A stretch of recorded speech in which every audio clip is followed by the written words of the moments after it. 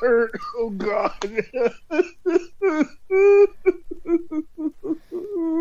Anyways, what does everybody remember from the last time we were all together? That laugh We sounded killed like the Tiller. bitch. Yeah, it did. I'm crying over here. It's just crazy. Good laugh. Uh, Yeah, Right. like I said, we executed a bitch. yeah, we did. And that was amazing. I'm not gonna lie. What a team up. Team Party finally came together to do something together, you know? And I'm so And proud we of you pissed guys. off Michaelo. Yeah. And now, as we That was stand good. with things, I think Tyrum has Euphoria playing in his head. He's like, "What is it? The birds? You don't want to work with me? All right." Yeah, no, that's I'm thinking that's where everybody's at right now. Tyrum is annoyed at the fact that Michaelos has this hero complex in his fucking head. And I won't lie, I think the rest of the party is kind of annoyed with it too. So, and with that, Kade convinced Michaelo to stick around, maybe just a little bit longer, if not to some semblance of cooperation to his Yeah, request. he took him off the team where death was going to happen. Yeah. Guaranteed. Yeah, he did. But we stand with everybody around the fire. Right as midnight begins rolling around at the end of all of everybody's rest. Anybody that did sleep got sleep, but to everybody else, we are now approaching the time that everybody would be waking up to move on into the city. But currently, we are still sitting in 20-foot tall cornfield, chilling in the middle of the night. I often wonder, if there was like a passing farmer or some shit, just all of a sudden heard a boom, a thundering strike in the middle of a clear sky. Yeah, You want to roll me a luck for that, Luna? Do you want to roll me a luck for that, Luna?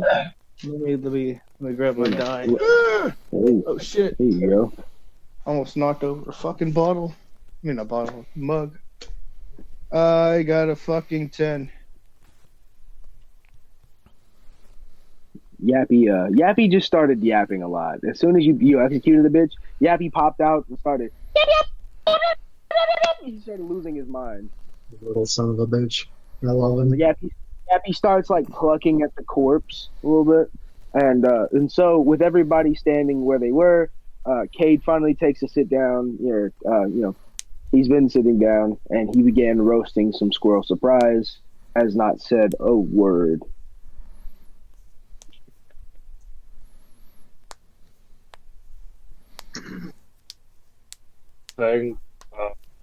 Fang walks over to Cade. Cade, how much would it be for information on where my family's temple? You're asking me this now?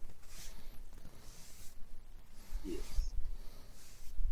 Cade, he slowly turns one of the skewers. What do you know? What can you give me to go off of? If you wanted me to do this right now.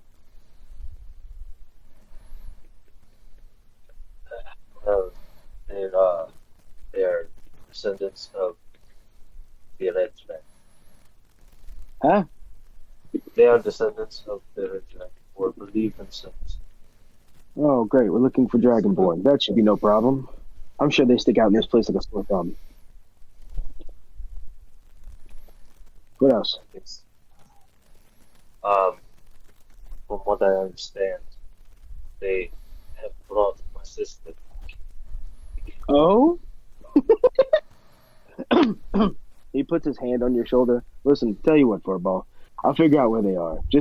You're all gonna have to buy me a couple hours while the sun comes up. All right. But this one's on the Cade? house. What? Do you have a shovel by chance? Cade reaches into Pace and he pulls out one 2-foot long shovel. It's actually really small. He hands it to you. It's from my adventurer's gear. I guess it'll do. What do you need it for? No, I'm just digging a grave. Oh? You guys Where threw the body in the water, by the way. You have Hyder to. Yeah. So also, Luna, now's as good a time as any to tell you you've got a dick on your chin. It's been there since you came back. I'm pretty sure Michaelo drew it on the boat. I turn and I look at Michaelo.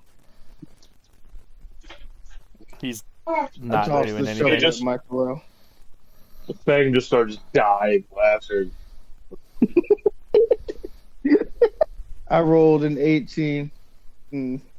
So what? Does it hit Michaelo? That probably doesn't. You have a high AC. It Michaelo, does. does that hit? Oh. Whoop his ass, Luna. Tell him how you really feel. I chucked the shovel half-heartedly, aiming at the back of your shell, not trying to do harm, but just throwing it at annoyance. Ceras, It clangs off the back of your. and offers you 2 gold bet on Luna. What? A bet on Luna? 2 gold bet on Luna. Ceras is going to match that too and bet on Michaelo. Whoa. Loser has to go out and find more squirrels for squirrel surprise. Go ahead, Luna. I'm staring at them. I'm staring at the two of you like what? Michaelo just sits there. Don't mind us. Fang walks up, I put 2 on Luna. Fang does what when he walks up? I said Fang walks up, I put 2 on Luna. Ah, I walk over to the ocean and start washing my face off. all right. Everyone keeps their bet. It was a draw. I pick up the towel. I put it in the backpack. Bless you. Ooh, thank you. Sorry, all these wheats get in my nose.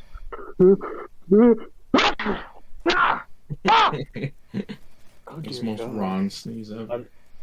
Thank you. Are you? First. Oh boy. What? Sorry, guys. It seems I'm allergic to wheat and gluten. And y'all look over, and Cade's nose is kind of swelling up a little bit. Maybe we should get moving then. Maybe. Oi, Michaelo. Mm-hmm. You good for this? Yep. Anything else you want to get off the chest there, princess? No. You know what? I'll tell you what. Hey, Luna, why don't you go show Michaelo how you washed your face off while everybody else cleans up camp? Why would I show him? Because I asked you very politely to do so, obviously. Michael, you want to see me wash my face again? I suppose. Yeah, make him feel better. I'm sure he'll get a kick out of it. I guess. Yeah, see, look at him. He's just super enthused. I began Back in splashing the- my back in the face box. in the water. Michaelo just Scrubbing sits there my face. deep in thought, not really saying anything. Luna looks over, stares at you, splashes his face a little bit more, looks back at Kade. Cade motions for you to splash Michaelo. I look at Michaelo. I splash my face some more. God damn it, Luna. You really Cade starts like rubbing the bridge of his nose. All right. Ceras, you want to do something about this? We can't go in there with our turtle all soggy. Ceras kind of shrugs and goes, how do you, what did they use to draw on his face again? Luna, what did you use to draw on Michaelo's face? Other way around. Damn it, What? Michaelo, what did you use to draw on Luna's face? I think Ceras gave me this piece of chalk. Oh yeah, it was just chalk. Ceras just goes up with a little she pulls out a little bandana out of her shirt, and then she pulls more, and there's still more, And she keeps going. Yeah, and then she uses one of them to wipe the. She looks at Luna and like gives the come here like hand gesture. I walk on over towards you. And Ceras just wipes it off. No, she's already next to you. She's like, come here so I can reach your face. And then she wipes it off of his face. Was it not off the first time? And Ceras shakes her head. No.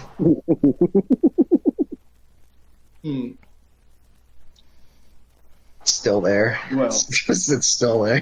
It's still there. Permanent now. No, I'm just kidding. I'm just kidding. Okay. It was just regular chalk. I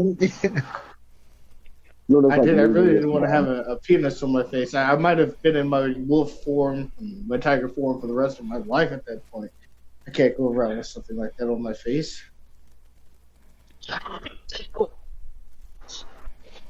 Hey Luna, do you get any more of those magical flowers? I do.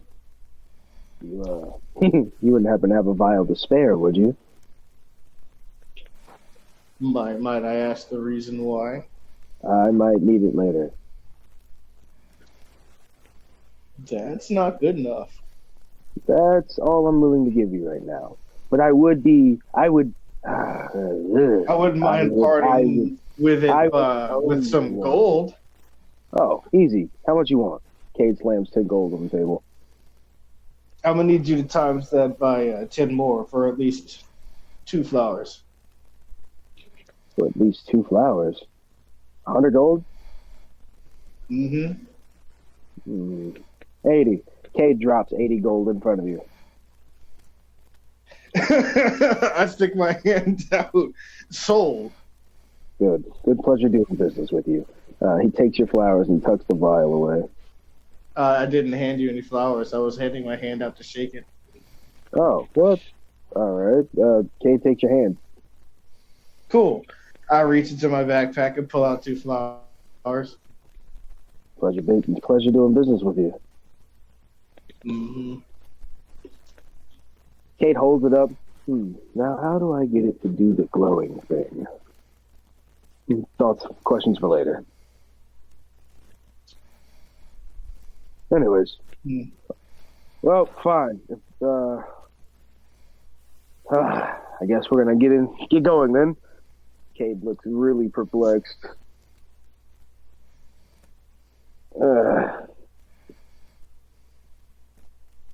Kade starts trudging back through the cornfield and the wheat back towards the road.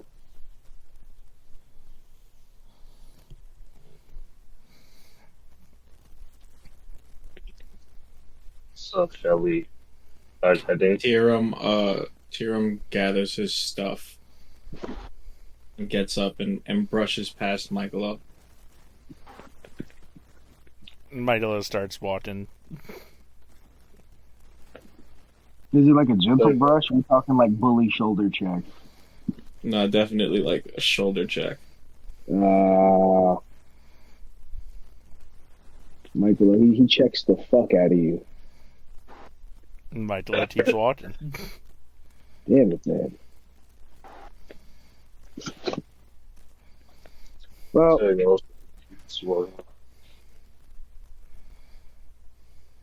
Kade doesn't walk all the way out of the cornfield, and in fact, I want to say 100 feet in the cornfield, but parallel to the street, he begins walking towards the city.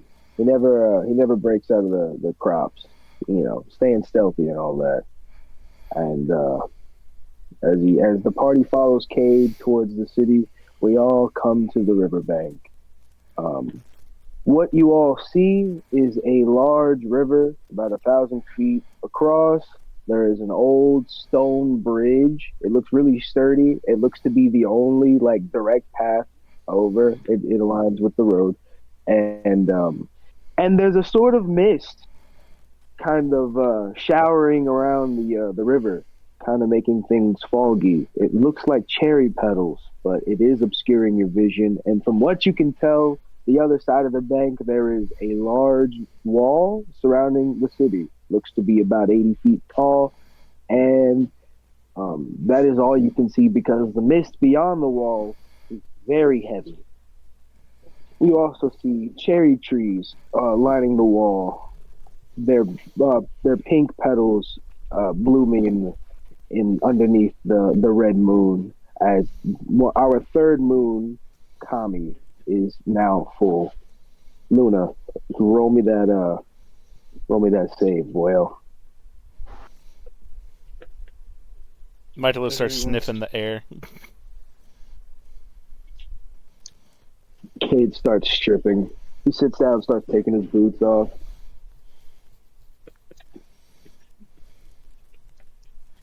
$19.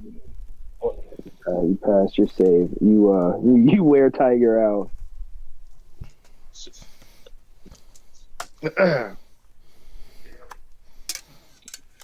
I just sit there and I stay in that form. Nothing. No scream. No big poof. You all see Luna just erupt in fur and grow half a size out of nowhere. But You nonetheless, just hears me just sniff a little bit. Starting looks over. Jesus, look. There's still no use to you. Well, I mean, if I kind of screamed or roared or something like that, you'd probably think I've lost my shit. I'm pretty calm right now, so just, Luna rubs his chest a little bit. all right. Well, Michaelo is still sniffing the air. Michaelo, what are you smell, sniffing so Michaelo? hard for? The blossoms, they don't smell like anything. Are they supposed to have a smell? Kade sniffs. I don't know. Smells like petals to me. They don't smell like anything. They're supposed to. That's what my father told me. Are you sure your sewer nose isn't blocking your senses? Anybody sniffing the petals want to roll me an insight?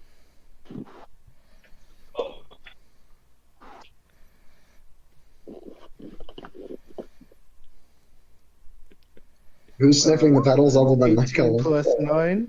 Is it 20 something? Oh yeah, Luna. You can definitely tell that there is no scent, which is strange because you've got some nature knowledge. You know that there would be. Tyrum also sniffs. He rolled my insight. He rolled a 13. And you also realize that under like all the heavy, the light misty flurry of petals, there really truly is no scent. Michaelo's got a point. Something is wrong here. You might have thought there was a scent at first, but there's not one there really.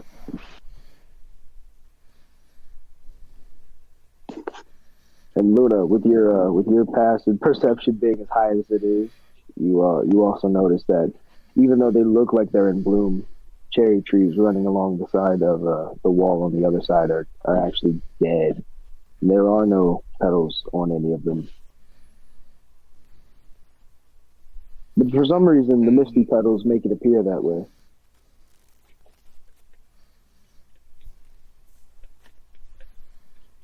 I cast Dispel Magic at the 5th level. On what? The surrounding area. And like interrupting a storm, there is a brief pause in the petals sprinkling down around you. And how far is that radius? Dispel Magic is 120 feet. So for 120 feet bubble around you, all the petals stop momentarily. It's like turning off the rain. And then, surely enough, moments later, they begin flurrying back in. Oh, that's not odd at all. Kade slowly and neatly folds all his stuff up and puts it in his bag of holding. Thanks, Kade. Ceras starts packing up quickly. Cade's down to like his trousers. He's in like some cotton shorts tied to around his like wasted knees. That's it. Gotcha. And you would all see a bunch of battle scars on Cade's back and sides. Cuts, bullet wounds, you name it. He's covered in them. Are we going swimming? Yep. Unless you want to walk across that bridge, but I'll take my chances with the water.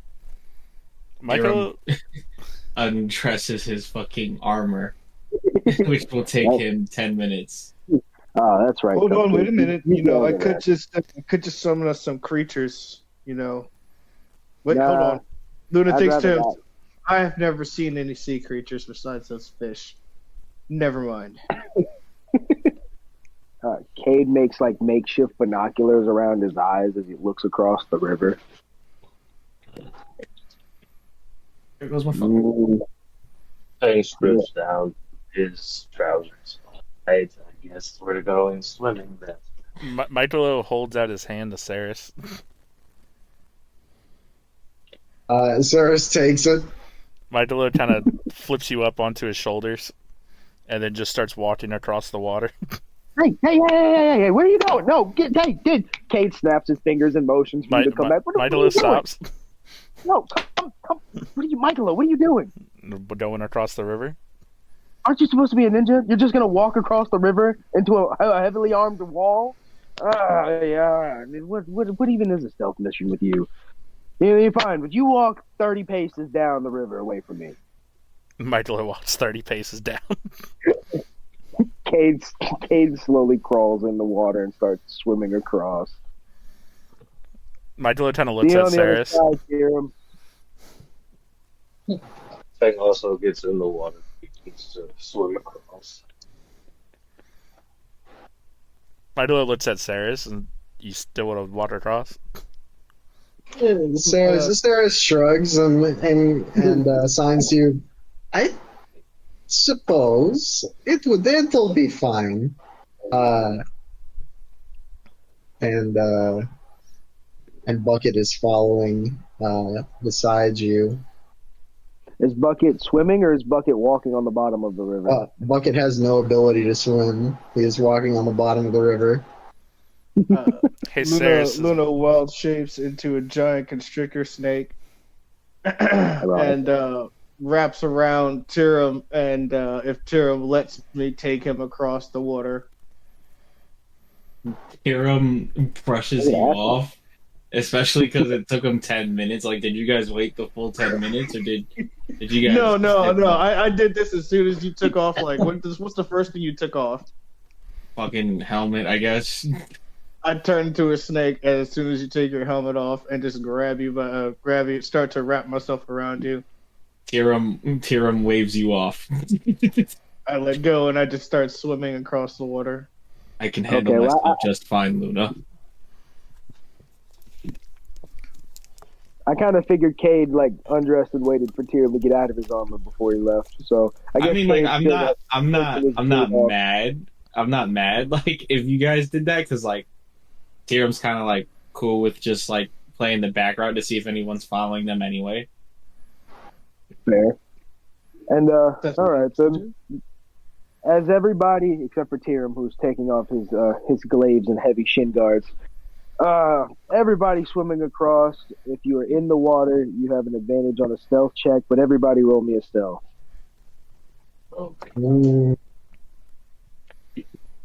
Stealth. Not the best stat I have. 21. 15. 25. Tyrum, you make a fuck ton of 30, noise 20. taking your armor off on the other side. But luckily, nobody. Oh wait, hold on. I didn't roll advantage. My bad. Fair. Yeah, no. Fair. I got a 15 with advantage, so. Okay. Ceras. 21. Oh yeah, you did. 25. I God said damn, dirty yeah, 20. All right, well, the three you use is okay. Fang, as you're swimming across, you notice Luna swimming parallel to you. You notice a large snake. Tyrum, Yes, indeed. It might almost resemble a Titan boa if you really look closely. What the fuck is this thing? Oh, Fang veers a little further away from it, but still going straight. It starts It following follows you a little closely. closer towards you. It is. Fang starts freaking the fuck out. He doesn't know what the fuck this thing is. It stares at you with one of its eyes and blinks slowly, and then submerges under the water. What the fuck? Hey, Luna. You feel a bump on your stomach. Oh man. Fang, as you start swimming away in panic, you run into another snake. Oh, This one's just as large. This one curls up, and its blue eyes pierce your gaze. It uses glare on you. It is now your turn in the Pokemon battle. Roll me a strength check, bitch. You said roll you a strength check? Yes. Luna, you see the other snake curl up in the nest. That's a nat 20. Oh man, how do you stop this Titan boa from constricting you in the river? Fang just grabs the first part of the snake that begins to try to constrict it and just starts spinning around in a circle. It lunges in face first, attempting to bite you before it wraps, and you stop its mouth from collapsing around your ever fragile skull, and you just manage to not let this large python fucking tie you up. Luna, you see Fang battling another giant snake in the river next to you, and Tyrum swimming up in the rear. You also see the large snake attack. Ceras and Michaelo, you guys notice nothing because in the mist it obscures the sound, and y'all are far enough ahead to not really see the rest of the party. I go in to help Fang against the Titan boa. Fang, the other snake attacks you. It's just Luna. I'm just kidding. It's just Luna. What do you know? Well, he doesn't know that. That's what he sees. No, fair. The other snake attacks you. Seeing that another snake is popping up, Fang wild shapes into a giant octopus. Oh no! Roll me another stealth, bud. So I think like Ceras and Michaelo would see a giant octopus in a river. No, the petals, the mist, it really does obscure your vision. And looking back, you don't see anything past like a couple feet in front of you and the water that you're walking on. Okay. Also, the river is a crimson red color. It's translucent; you can see all the way through the bottom, but it is a deep red color. You can all see the split in the bottom of the river. Seems like something's separating the river and the cavern below. But I pause in my as I'm approaching Fang as I see him turn into a giant snake. I should say a giant octopus. Giant octopus. Fang, what do you do with this Titan boa now that you've reversed the grapple?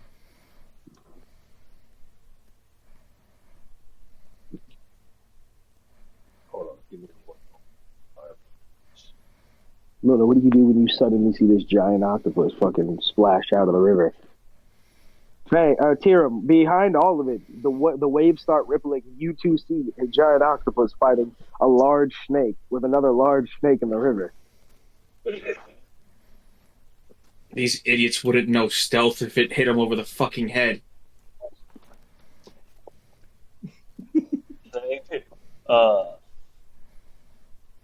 Oh wow, that's a lot of beach. Yeah, you're a big fucking yeah.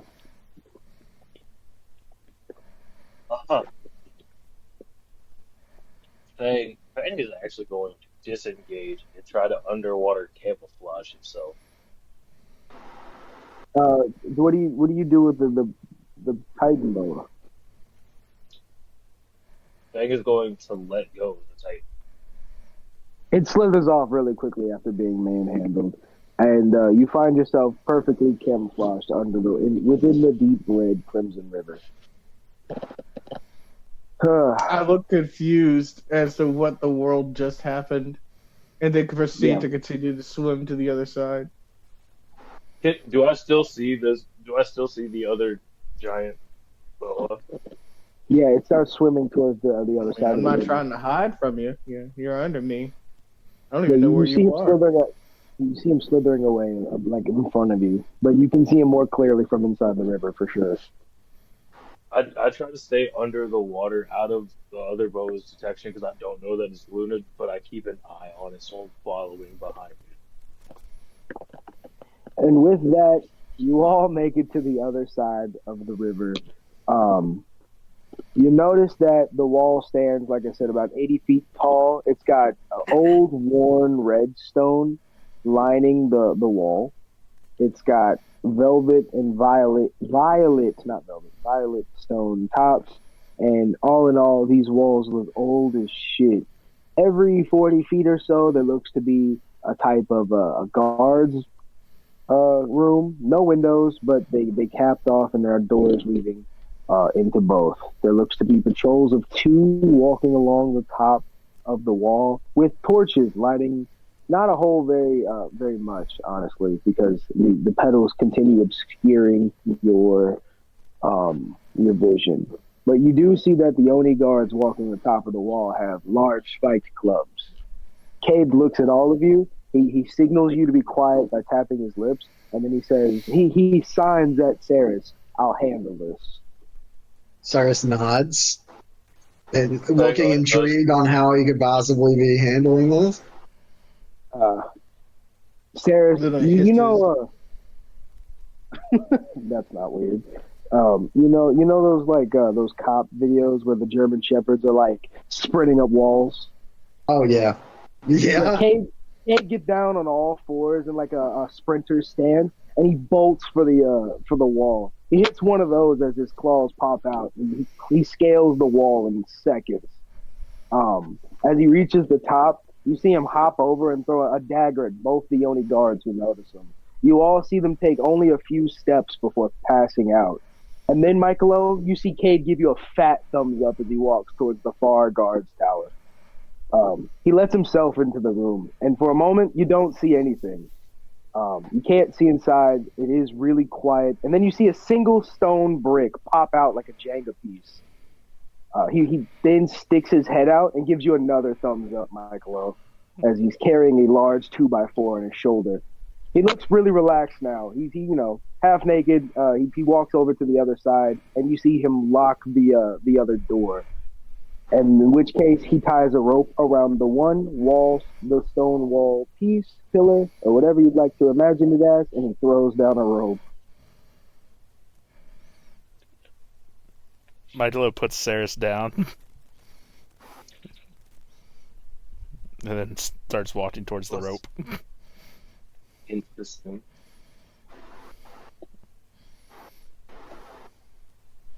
Little slithers up the rope after Michaelo.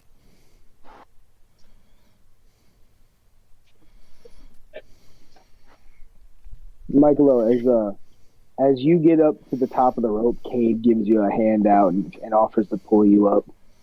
Michaelo grabs it. When he pulls you up, you hear him say, "Whoops," and then he drops a little bit of the vial of flowers in one of your eyes again. Can I roll a death save? Nah, roll me a Constitution. Well, if this is poison, it doesn't affect me. It's not poison. It wasn't poison the last time this happened.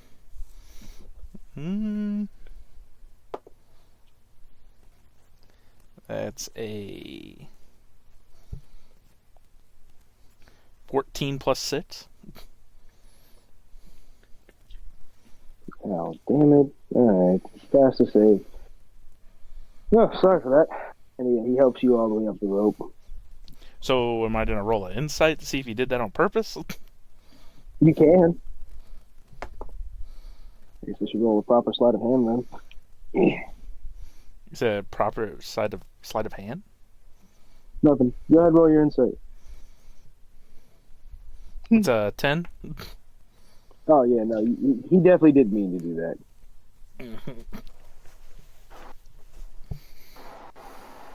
And well, as the party makes it to the top of the wall, the mist really subsides. Ultimately, the mist is more of a camouflage for the outer parts of the city.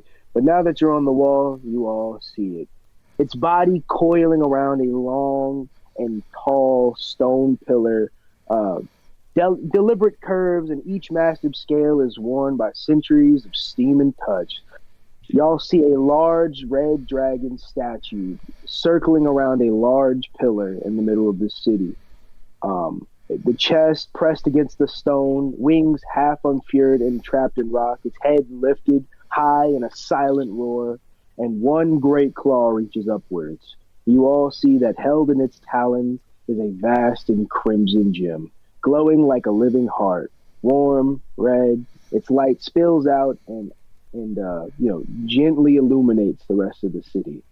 The vents below the dragon scale actually allow for hot spring water to flow out, and as the scales cascade down the statue, you will all see large pools gathering. It is a hot spring. Um, Outside of that, you see a low, sprawling district. Between you and the city of center of the city, there are wooden buildings running in a spiral, not a spiral, but like a bike tire towards the center of the city. Um, these wooden houses and stores, the stone darkened by time, but seems kind of bright. There's a festival going on. Fresh banners, paper lanterns, and strips of painted silk. You all see mass amounts of Oni and Turtle people folk alike walking the streets, vendors and food, and it looks all in all, the city looks dull itself, but things are festival and joyful now. The streets are packed. This is truly a large city, housing, if you had to guess, 30,000 people. And with that, the Onis, the Onis boom over the crowd, loud and fearless, having the times of their lives. They eat large charred skewers of goat ribs and other things. Bowls of thick wheat noodles drowned in red pepper oil and marrow and broth. And some of the vendors even sell large buffalo steaks. You can smell it from all the way up there. And Michaelo, a familiar scent rubs across your nose. You can tell there's pizza cooking closely. All of you have high enough perceptions looking out over the city to see that the turtles living here look a little malnourished.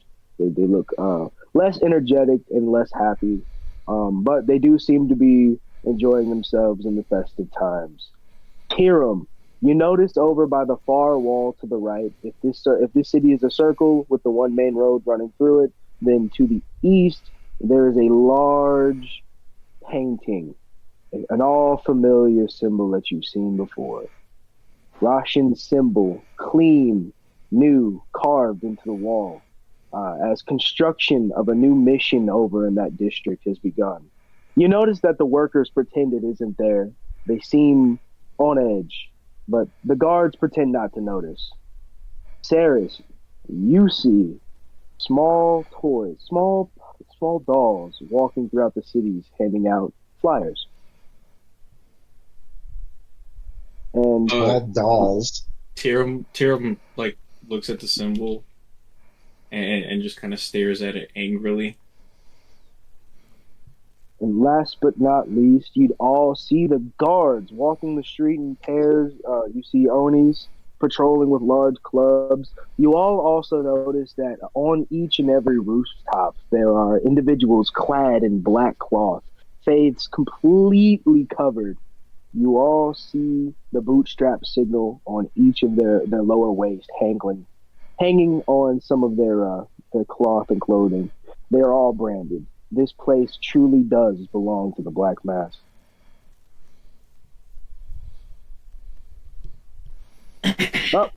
Little hisses. Michaelo looks a little anxious. Kade starts getting dressed. He puts on a cloak. Tyrum puts on his armor. Music plays, steam rises, and lanterns sway in the night. And Kade looks at the lot of you. Well, seeing as I have a new job request, here's what we're gonna do. All of you lay low and hide throughout the city. We'll meet each other at daybreak over at the middle pillar at the statue. Give me a couple hours to look into what Fang asked me to. We'll make our moves from there. Sound good to everybody? Mm-hmm. All right. Sweet. Cade puts his hood on and falls backwards off the wall, like, to sound cool. You all look over, and he actually fell into some hay. He gives you a really shaky thumbs up as he rolls out of it and slips into the crowd. Because landing in hay doesn't break the fall. Luna coils. As much Doesn't as he break thought. the ball. He limps away a little bit. Fang pulls out a cloth, ties it over one eye, and pulls a hood up to cover his horn before walking out into the crowd. How did you get off the wall? Well, yeah. Let's try not to cause too much commotion. Fang casts fly on himself and floats down. Luna arches himself up in an S and kind of like S's himself up a little bit to kind of just be kind of on a semi level, a little bit taller than Ceras, sitting upright and kind of scooting forward, trying to look like a normal person walking amongst the people. Aren't you still a snake? Yes. Luna, you can instantly tell that people in the streets are looking at you. And these Onis look hungry. They don't look afraid. Giant animals are their preferred prey. Some of the Onis bite into their goat meat, and you can see their fangs drooling as they see you slither through the streets. Some of the turtles' mouths run at you as they hope you turn around. One turtle child runs up to you, Ceras. Miss, you should take your snake out of here if you like that thing. My uncle's real hungry. And he points over, and this large butch turtle with spikes on his shell and a scar through his eyes, like growling over. He looks to be a snapping turtle. Ceras growls back at him silently. Tyrum walks up behind Ceras. Your snake's funeral, miss. And the little turtle kid runs back to his uncle, who is like chopping through large fish. He never breaks eye contact as he's slicing through the fish. The head plops into a bucket. I slide up onto Tyrum's back and kind of just like sit there like an ornament on his shoulders. Okay. Fang, as you begin walking through the city, your horn begins to burn once again. You see a stone, but I see a thief. Bring me the drim. Earn my favor, apprentice. Return what was borrowed long ago. Bring me back my Sukihana. Add it to my hoard once more, and I shall reward you with the directions you seek. Bring forth your anger. Show them your rage. Acquire my prize. The gem glistens atop the statue softly, and you see it flare up, and only it flare up. I see where this gem is flaring up from. It's the gem in the middle of the statue at the top of the hot springs. So it is where you're going eventually. How far is it from where I'm at now? Y'all are on the outskirts of the city. It's a couple miles. This is a large city, so you're a couple miles from the center of the city, from the statue. Okay. You've got a long lot of stores and housings to get through. Hello, we have pizza here. One large Oni selling Demon Isle pizza. We have it specially made. It now comes with pineapple. Demon Isle pizza. Michaelo starts walking that way. You see the slices Fang that he's also starts presenting? walking towards the pizza store. The both of you. It's not like the pizza that Sal has. No. Sal's was flat and delicious. This This is like Chicago style. You know, they put all the sauce on top and it's deep dish. You see a single slice of pineapple on top. Yes, hello, sir. Would you like a slice? How do you know about this recipe? What do you mean? This has been in my family for generations. Of course, it is a specialty. You see, Demon Isle deep dish pizza. My grandmother's grandmother's grandmother. She helped coin the actual design for pizza. There's no other like it in the world. Can I roll an insight to see if he's lying? Yeah, go ahead. That's a 19. Something about that feels sketchy. Fang walks up to him. How much for one slice? That will be 5 gold for one slice of pizza. But remember, friend. Wait for one slice of pizza. Remember, friend, it will fill you up like nothing else. You have never had anything as delicious as pizza. And especially the Demon Isle style. Fang, don't eat that pizza. It's untouchable. You see, I have a good friend here. He's telling me not to eat this pizza. Hey, get out of here. Don't ruin my business because you are a hater. Sorry your life is miserable, but this kind tabaxi was willing to buy my pizza and he was willing to enjoy himself. Now get out of here before Well, I don't believe your story. I do not care what you believe, sir. Get out of here and ruin my business. I'm sorry, good customers. Please, try some more pizza. You know, how about I give you 3 gold for this pizza because this interaction has really soured my taste for your food. Deal. He hands you a slice for your 3 gold. 3 gold for a pizza. There's a large piece of pineapple atop cheese and sauce of this deep dish pizza. There's also slices of like goat ham up there. Michaelo walks back to the other place of the party, and he tells them, Michaelo, before you go, would you like to try some of it? Tell me if you like it. Pineapple doesn't belong on pizza, Fang. And Michaelo keeps walking to the other party.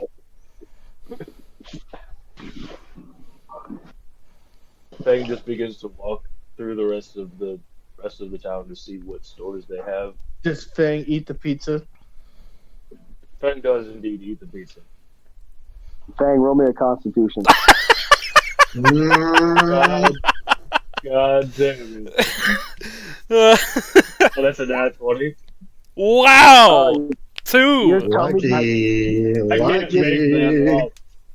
Your tummy begins bubbling, but it subsides after a couple of minutes. But it really started bubbling for a second there. It felt like something was really turning. Oh, Michaelo might have been right about the pizza. Anyway, let's continue. Michaelo goes up to the party and he looks at Tyrum and Snake Luna and Ceras, and he goes, guys, there's something wrong about this place. The only person who knew pizza is Sal. And Sal would have never put pineapple on pizza. Luna cocks his head to the side and sticks his tongue out for a second like a snake does. I think Sal and Sip are on this island. It leads you to such a bright notion. Did you not hear him? There's pizza here, and only they knew about pizza. Yeah, how would these aliens know about pizza? Tyrum. Don't be rude. Don't be rude, Ceras. Food has been around since the beginning of time. You're telling me Sal is the only person who believes in. Are you telling me Squirrel Surprise is the first thing, and everybody in the world knows what Squirrel Surprise is? I don't think so. Very, very not astute of you, Tyrum. Luna wags his tail on Tyrum's left shoulder.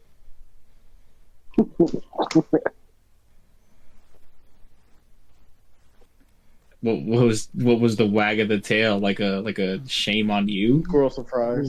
Squirrel It's more like a surprise. Squirrel surprise. Yeah. You go for some squirrel surprise right now. As you all bicker through the streets, you begin to notice little things about the city are kind of like Michaelo said. Some of the store owners are paying the people in black cloth as they jump back upon the roofs and leave. You see people like bickering a lot. The Onis are actually being really mean to the turtles, almost as if they expect them to do everything for them. Open doors, hold seats, bring them food, get out of their way in lines. These Onis are snobby assholes for the most part. You even walk past an alleyway where three large Onis are bullying three turtle kids and an Oni child. The Oni child is standing up for the three turtles that have been kicked to the shit. The little Oni kid is yelling at the adults, but they don't look pleased. In fact, they're laughing at him. Tyrum walks over to the Onis who are antagonizing the turtles. Hey, listen, Pipsqueak. You're lucky you're not one of them freak Onis with the weird skin colors. Otherwise, I'd beat you too. Now move out of the way and let me finish kicking the shit out of those little pickpockets. They tried to steal my food, and I don't have to take this from them. You stop that, mister! They're hungry! Look at them! Listen, leave those kids alone. Tyrum, the Oni stares down at you. And who are you? Stares down at me? Yeah, these Onis are big as shit, dude. Yeah, stares down at you. What did he say? What can I do for you, tough guy? You can start by leaving those kids alone. Or what? Michaelo walks past them and hands the kids his rations, and then tells them to get. Thank you, mister. The Oni child helps the other three turtles up. Michaelo, you notice that one of them has a little orange cloth tied to his wrist as he runs away. It might make you, nostalgic even. Seems like the problem has resolved itself. I wasn't done with those. Look what you did. The Oni grabs his club off the ground and he puts it to your chest, Tyrum. And I take it you're gonna fill in for what them kids owe me and pay up, aren't you, huh, Fred? Luna looks at Tyrum and looks back at the giant Oni. The other two Onis begin swelling up behind them. Otherwise, I think we're gonna have to break your legs. That's it, buddy. That'll be 10 gold. What? Are you scared? Piss in your pants now, tough guy. Michaelo hands him 10 gold. He looks at you and he slaps it out of the ground. He slaps it out of your hand onto the ground. If I wanted your bloody money, turtle, I'd have beat it from you. And I don't want nothing from a disgusting scales. Does a 21 hit? Oh, Oh, Tyrum. Fuck! Tyrum uppercuts the Oni mid-sentence. Scales, he bites his tongue as one of his teeth flies out and hits Michaelo in the face. The other two Onis look shocked, but they attempt to grapple you, Tyrum. Roll me 2 strengths. That is an 18 plus 5 and a 13 plus 5. So you have to beat an 18 and a 23. What am I using here? Just regular raw strength? Yeah, you can roll me in athletics, or I guess you can roll me in acrobatics. I'll take either.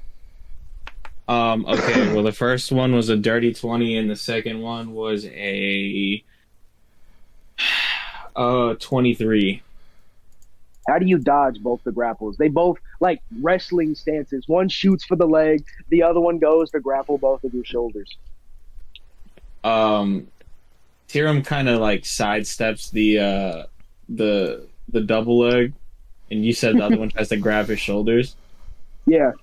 Tyrum fucking nonchalantly like leans his shoulders out of the way. They both miss and collapse on the floor on top of each other as the third one stumbles to his feet, holding his jaw.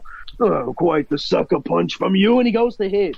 It does not. It does not, and he misses his massively open haymaker.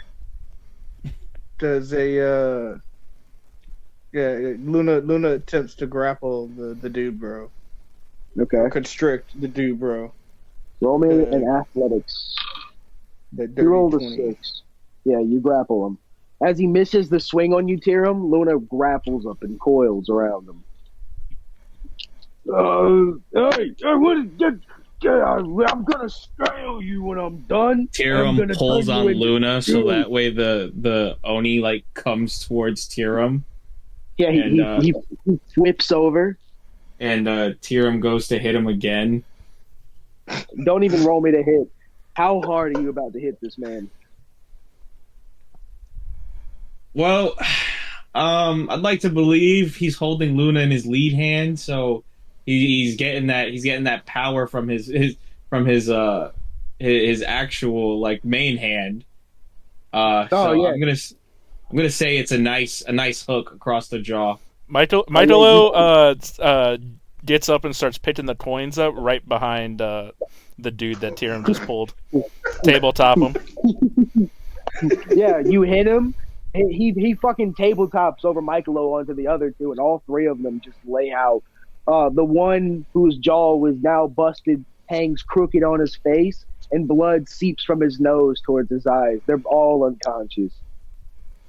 I let go of the man and crawl back on Tyrum's shoulders. Absolutely. Not only do you witness this, the small crowd of Oni start chanting for you, all of you. Fight, fight, fight! They love shit like this. Whoop 'em! Whoop 'em, yeah! The crowd starts celebrating. One small Oni kid runs over and offers you a beer, Tyrum. He offers you a whole wooden ale glass. For you, mister. That was awesome. Tyrum gives it back to the kid. Here, why don't you have it? The kid chugs it right there. Whole beer glass gone. Yeah! And he smashes the cup on his head. Yeah! And he runs off. Luna blinks, very startled, like, and hisses. Guys, we need to go. We weren't supposed to cause any problems. Ceras, as all the commotion kicks up, you notice one of the circus flyers is hanging up in the alleyway. Ceras grabs it. It is, in fact, what you think it is. Van Dutchland's Circus of Wonders, now performing in the capital of Oni Isle.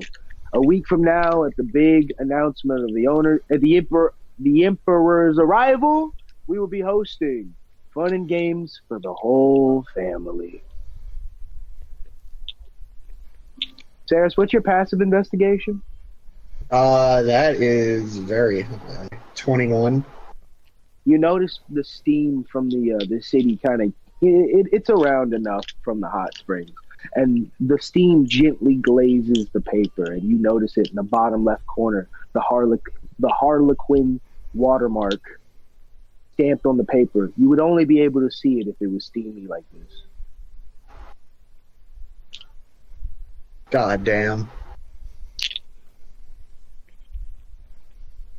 Yeah, The crowd begins crashing in around the party. That was awesome! You should come back! Hey, you want a beer? Hey, we got food for the fighters. That was great! Hey, where'd you learn to fight like that guy in the armor? Hey, come over here! Some of the turtles are like, thank you, Sonny. You did those wee lads a real favor. The crowd starts circling around all of you. What do you do? Tyrum looks around. Is there any open space that like no one is like really occupying or looking towards? There's only the alleyway that those kids ran down behind you. Other than that, the whole street is pretty much crowding you. Luna with his tail points towards the alleyway. Tyrum, how far is the alleyway? It's only about 10 feet wide, long. All right. It leads into another street on the other side of the buildings. Tyrum uses uses a blessing of the Raven Queen and teleports down the alleyway. As you teleport away, you hear one of the Oni chicks scream out, Michaelo grabs Ceras and runs across the wall over the guys. all of you roll me a stealth to slip back into the crowd on the street. Do I have to roll a stealth if I'm on top? If I'm on No, yeah, you, So I need to roll stealth if I was is on part of the crowd. 16 plus 1.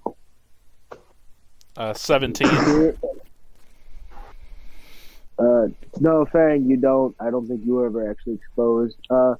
Luna, you don't. You're right. You're with Tyrum, and Tyrum just barely managed to get by, but you all slip into the crowd together.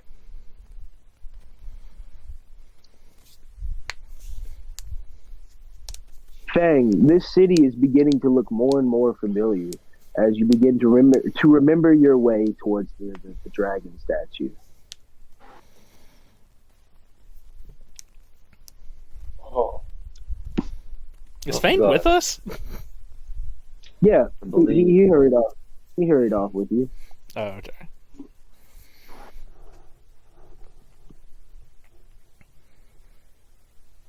Is any of the party actually with Faye, or is Fang on his own? No, you're all together unless you snuck off.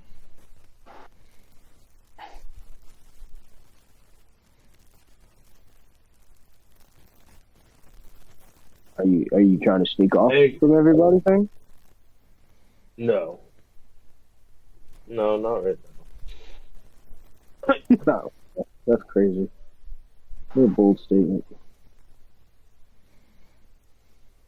Fang looks around to see if he can find any shop that would specifically be selling light armor. You know that there's an old vintage shop towards the wall of the city, towards the eastern wall of the city.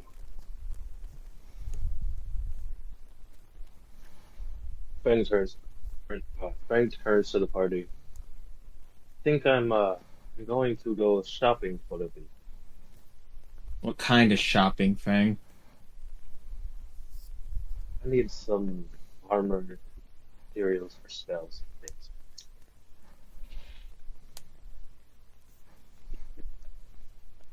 Then you should take Luna with you. Someone needs to watch over you. We can't all be alone. Luna slides down his shoulders and then slides onto Fang's shoulders. Fang looks at Luna, or looks at Tyrum. Well, for one, I'll take him with me, but for two, I'm the only one of us who actually has been here before. It's not about knowing where we're going, Fang. It's about making sure we stay together and not splinter. Y'all hear the spirit of Kade laughing at the split joke. Is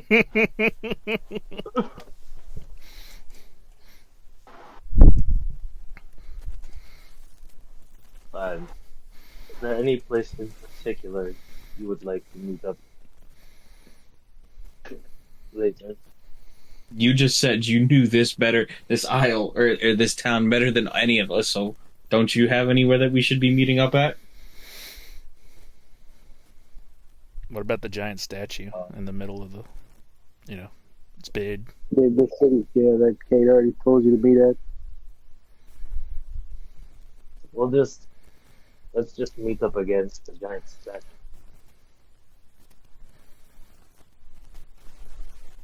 Tyrum just nods his head. All right, Ceras, Tyrum, Michaelo, where do the three of you go? I guess we're splitting up.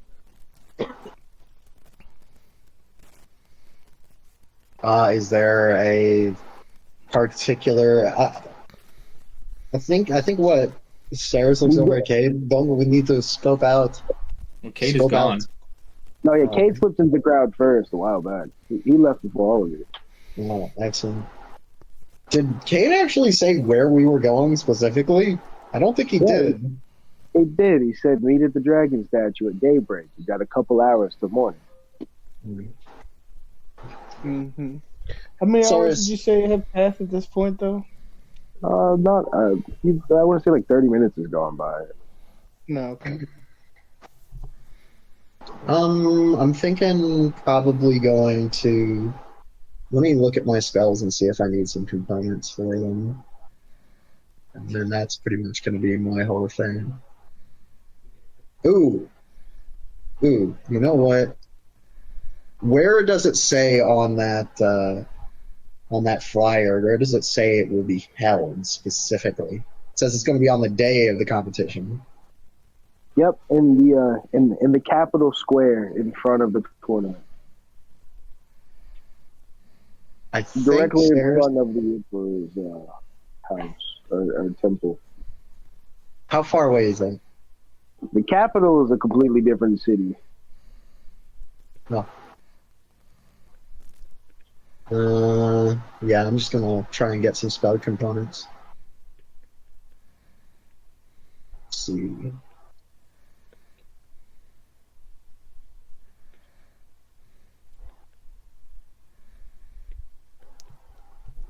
Yeah, that's what I'm doing. Anybody else doing anything? As Ceres, as you look through your stuff on, I assume riding bucket through the streets, uh, some Onis, they're very scandalously dressed, approach bucket, and they look down on you, Ceres, flexing their muscles. Ah, Madam Tourist, allow us to show you a good night. They begin flexing their muscles at you very intently, peg popping, biceps bulging. They're basically standing in front of you in speedos.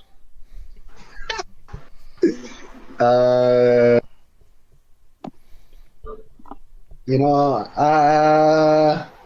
I think Ceres is just good. Madam, 1 gold. 1 gold is all it takes to come to our wonderful establishment where we will make Tyrum our steps up patrons behind Ceres. they Ceres, both look at you and they don't stop flexing. Ceres looks at Tyrum. And Tyrum, a 1 gold prostitute does not sound good. Tyrum looks at the Onis. Tyrum looks at the Onis. We're not interested. This has What do you got to mean? be some kind of scam. 1 gold. 1 gold. Yeah, don't know. It's a special deal on account of festivals. We are trying to lighten the mood. And then they start peck popping intensely at you. We'll find our own way around the festival. Okay, but if you change your mind, do not hesitate to come back. Wait, Tyrum. What if we just hired them as escorts? High-end escorts, not prostitutes. A little bit of eye candy, you know? Tyrum looks down at Ceres. I've already had to break one of them's jaws. I don't trust them. Well, maybe people will look more favorably on us when we have more Onis around us. Tyrum, Especially handsome ones. as you say that, one very silk-clad Oni. He said that in sign language, by the way. Oh yeah. As you start siding at Ceres, one of the female attendants walks over to you, Tyrum. My, wonderful with your fingers, I see. Maybe I can show you a good time. I like a man who knows what he's doing. We'll bring that one too, Tyrum. It can't be bad. How much? What is that? 4 gold? Yeah, I think I can spare that. See, she starts running little circles on your armor, Tyrum. Yes, Mr. Tyrum. It can't be that bad. I'll go wherever you want me to. Tyrum, like brushes her off of his chest plate. Ma'am, like he told these guys, we're not interested. Oh, well, Tyrum, listen. You know, I once read it in this book, Creed of Assassins, where it's like they all stand around us and we stand in the center of them, and then it doesn't draw any attention. When you say that, the other two Oni escorts begin picking up like heavy crates around you. Pick things up, put things down. We look good around the town. We pick things up and we put things down. And they begin singing that together. And then the lady escort once again, oh no, I seem to be taken back. I feel warm all of a sudden, and she swoons into your arms, Tyrum. Hasn't this happened before? Hold on. Tyrum places her down. On the ground. She pretends to be dead. Ceras takes 4 gold coins out of her pocket. Michaelo whispers to Ceras before she does that, Onis don't really like turtles. Ceras shrugs. If they take my money, that means they like you for tonight. When you say that, Michaelo, the girl that's pretending to be dead on the ground whispers up, I like a turtle. Shivers did sent down Michaelo's bet. I promise we can use this. We can use this. I bet we can use this. I need to get some materials. I go in, I flaunt my escorts, I get him for a better deal, you know? Ceras, Michaelo, these people are the bottom feeders of the town. Okay? No one thinks they're reputable. They're artists. I'll feed on your bottom if you pay me for it. Can she read fucking sign language? She can. The rest of them can. What'd you say, Ron? You said Michaelo. I was gonna say she starts. She said, "I like a turtle." I like a turtle. Yeah. She starts like showing you a little shoulder. Michaelo kind of like backs up. In Buena Fortuna, we had these people who posed themselves as monks of Kydros. Okay, they did this constantly. We didn't see the harm in it as long as they weren't actively hurting people. But they would give off fake blessings, which we had to write tickets for. But these people are fakes. They're going to take advantage of us, and we don't need the heat. You think they're fakes? These muscles are real. Ceras is going to investigate their outfits to see if they are is this like truly a prostitute attire? Are there any hickeys on their necks? Is there any, I need to see if these are prostitutes. Excuse me, miss. When did that pizza show up? In this shit right now, if he was with you. Oh, the pizza! I can show you where they it's new. It recently came with all the merchants. So my passive is 21, and I rolled a 26. Oh yeah, these are straight up. These are absolutely prostitutes. Hickeys, bruises, scratches. The chick looks like she likes it rough. Honestly. Tyrum, how do you explain those hickeys? Are those fake?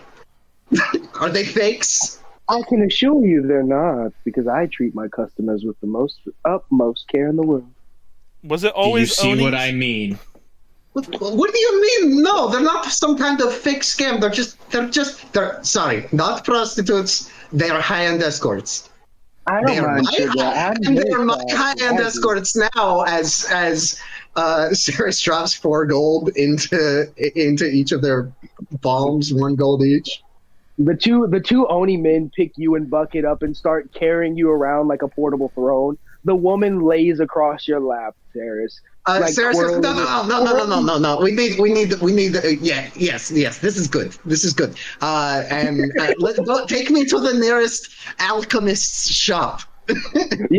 Yes, ma'am. We will take you there right away. And the girl starts jingling your bell, twiddling it around her finger.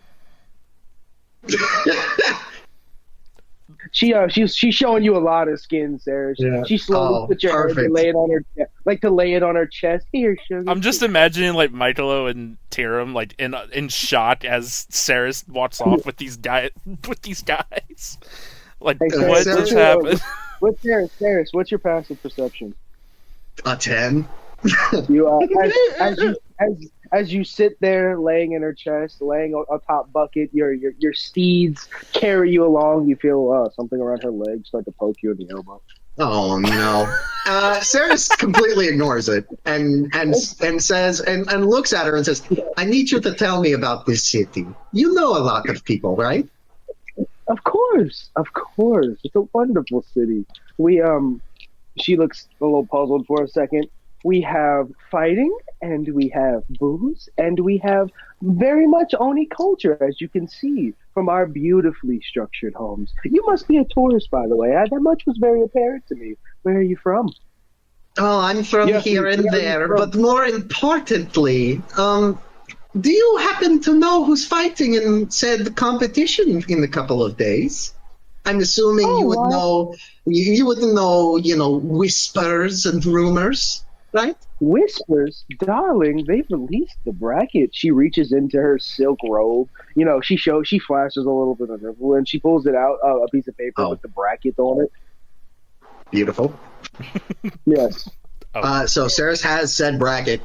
Ceres Yes. goes down the list with her, asking her what she knows about each of these people. All right. So at the top of the bracket, there is the three-man team of the newly appointed emperor and his two generals. Whoever wins the final competition will be fighting them. Finally at the top of it all. Below them, there is a slot labeled RC, as it is a filler slot of the bracket. They're basically your semi-final champion. You can take a guess. You can take a guess as to who that is. But there's a three-man team, and it's boasting that high-level individuals will be filling those spots. Someone famous, even. And below that, it looks like there are a bunch of Oni captains. There's two groups of Oni knights that seem to have thrown their lot in at a chance at royalty. Okay.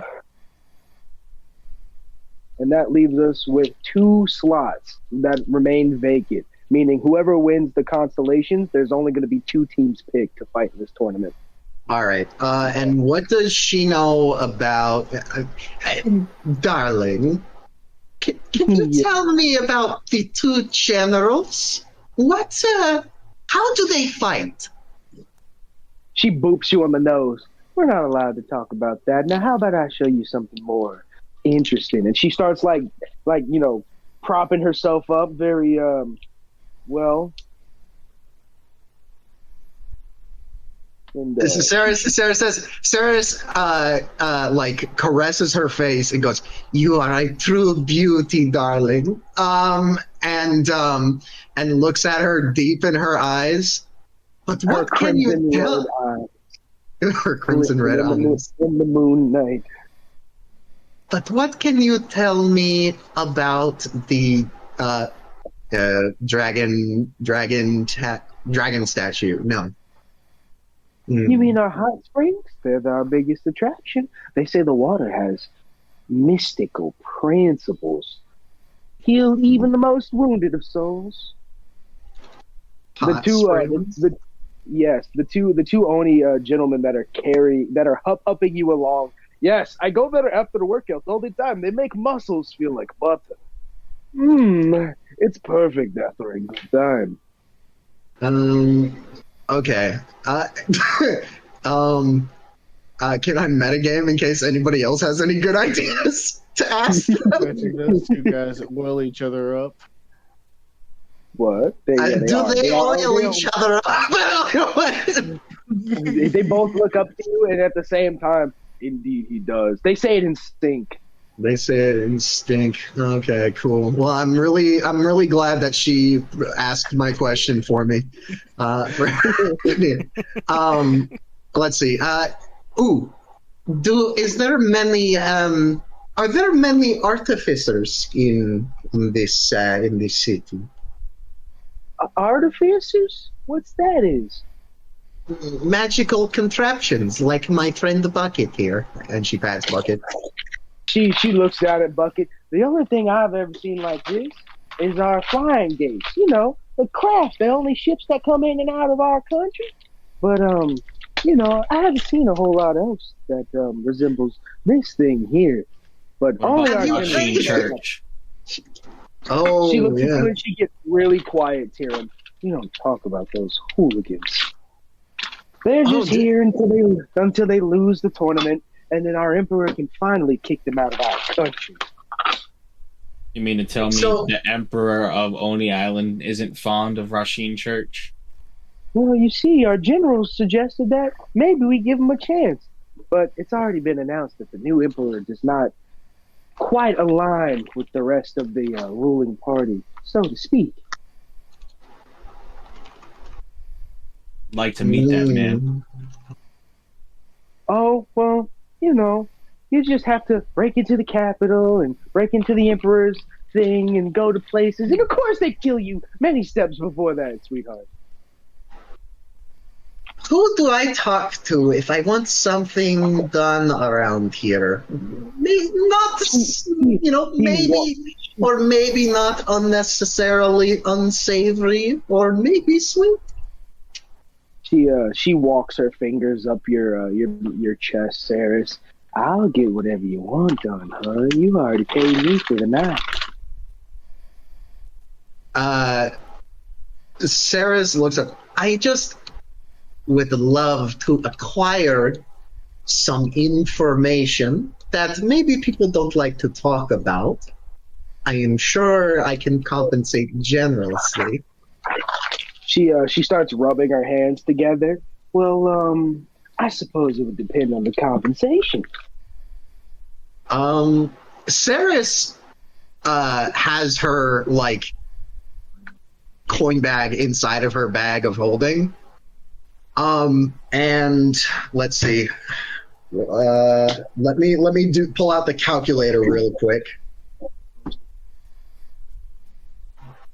She lifts out a bag of gold and plops it down on her on this woman's leg. And it is a 50-pound dumbbell, pretty much. I've got enough to pay. She gives you a big fat kiss on the mouth, and she whispers in your ears, "You see the top of those pools up there at the hot spring? That's where all VIPs, high levels go. You get yourself up there, they'll tell you whatever you want to know." And then she kisses you down your neck from the ear, starting at the ear real seductively. She starts making her way down your shoulder as she slips the bag of gold into her pocket. Hold on. No. Ceras, when she takes out the bag of gold, pulls out 20 gold. Oh. She looks a little, she's not offering her entire gold slot. That's way too much. She's just flexing. Way too much. She misread the entire situation. You see her reach for your bag of gold.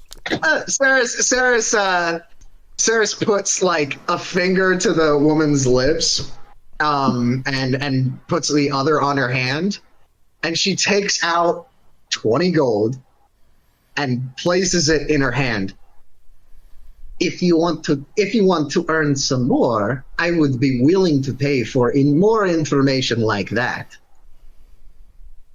She fixes her shirt and sits up as she slips the gold into her pocket. Afraid I don't have a whole lot else, sweetheart. She nods, and goes, "Well, you seemed that you stated that it was not supposed to be talked about how the generals are endowed with their strengths. You see those generals? Those generals are national heroes. Why would I tell you about them?" She blinks at you 3 times very quickly. Oh, of course. And Ceras, instead of signing, I think what she's going to do is write on her board really small and keep it pretty close to her chest.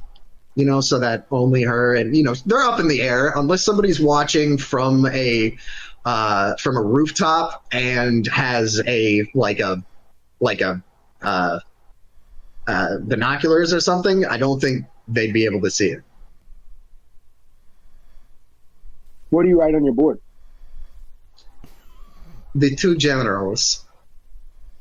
How do they fight? She just mouths at you violently. Ceras nods. Any specifics? She gently shakes her head at you. Ceras nods and then signs to her. Well, I have to pick up some materials. How far away is this alchemist? Oh, of course. It's just right up the street. Not a whole lot further. And then you see her eyes dot to the top of the roof, spin back to you. Oh. Ceras glances at Tyrum, and then and nods. And Ceras waits the rest of the ride to arrive at the alchemist. The two Onis carry you all the way up the street. The crowd gets a little less crowded as you get towards one of the walls, unlike the direction that Fang and Luna have walked. Y'all are a little further down as far as the eastern wall. Tyrum, as you approach this alchemist shop with Ceras, you see the large painting of the Russian symbol on the wall, much more clearly now. It again is a large heart with a hand holding it, and underneath you can see the words painted in common: to take fate in your own hands. Tyrum snarls. You all arrive at the alchemist shop. It's a small single floor store, and it says "Alchemy for Dummies" on the sign. Well, here you are, and I'm glad that we could be your escort tonight, sweetheart. And she boops you on the nose, Ceras. Ceras. Are you sure there's nothing else I can do for you on this fine evening? Morning's not a whole long way. Ceras looks at her. One more question. Would you happen to know where Duchess Circus is preparing before they set up for the tournament? Are they on their way still?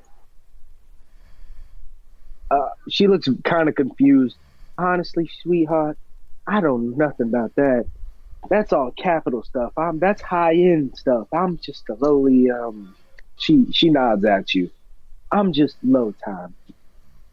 Ceras nods. Thank you very much. And Ceras like motions to have Bucket and herself lowered.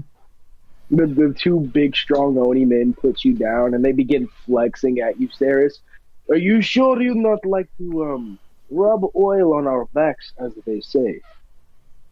Ceras like looks, and then like she like blushes a little bit, and then goes, "No, that will be fine." The other one chimes. You haven't put on any of that makeup yet, have you? No. The other one chimes in. It is shame. You are prettiest gnome we have ever seen. And they both get down on a knee to kiss your hand before making their way. Ceras looks over smugly at Tyrum. See, I knew after that one time where I scared that boy away. I'm good with people, I promise. What a callback. Tyrum huffs and as he holds the door open for Ceras. And Ceras walks in. Oh, and Tyrum, I did actually get some information out of that. And she said, the hot springs, there is a VIP section.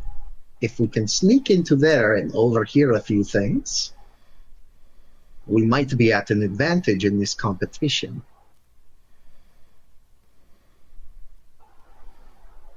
So should we go to the hot springs How do we after get in this? there? And I'm going to say we'd probably pay our way in, and then we'll need to scope out, see if we can sneak our way into said high-end part of the hot springs. Tyrum puts his hand on his helmet. Yeah, there's only one issue. I'm out of gold. Can't contribute to this bribery. Ceras nods. It's all for the cause. Don't worry. I'll have us covered. As Tyrum stands there holding the door open, you all, make way into the shop, having this lovely conversation. You all notice one large skeletal rat run across the street, scattering away from a trash can, and you see it dip into one of the alleys before y'all walk into the alchemist shop.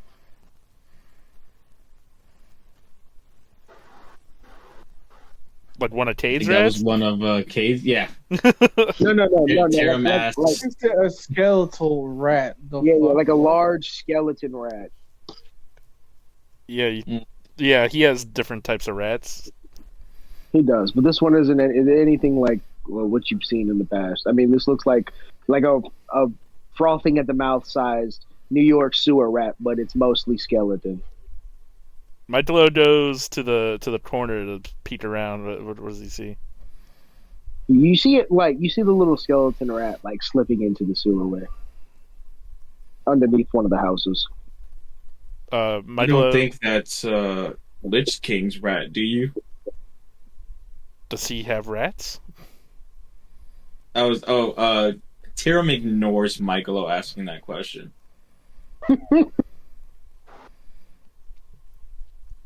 Okay. Michaelo goes and looks at the little sewer that it ran into.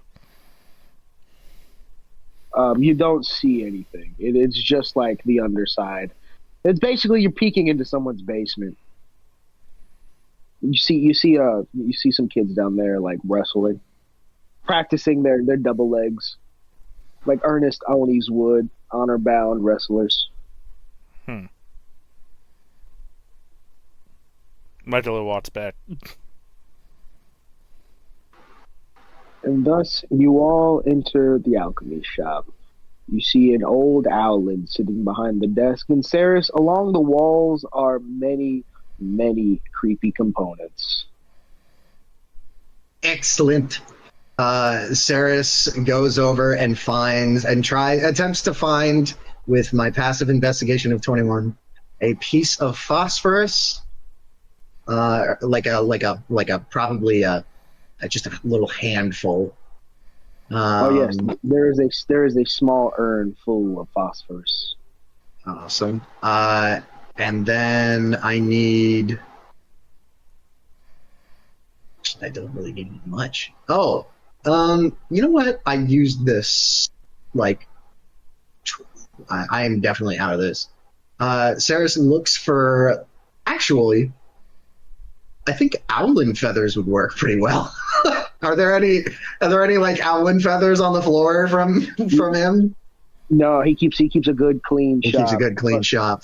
Yeah, he's like elbow on the desk, halfway in and out of a snooze fest. Are there any? Tyrum looks for like weightlifting bands or like arm bands that bodybuilders would wear.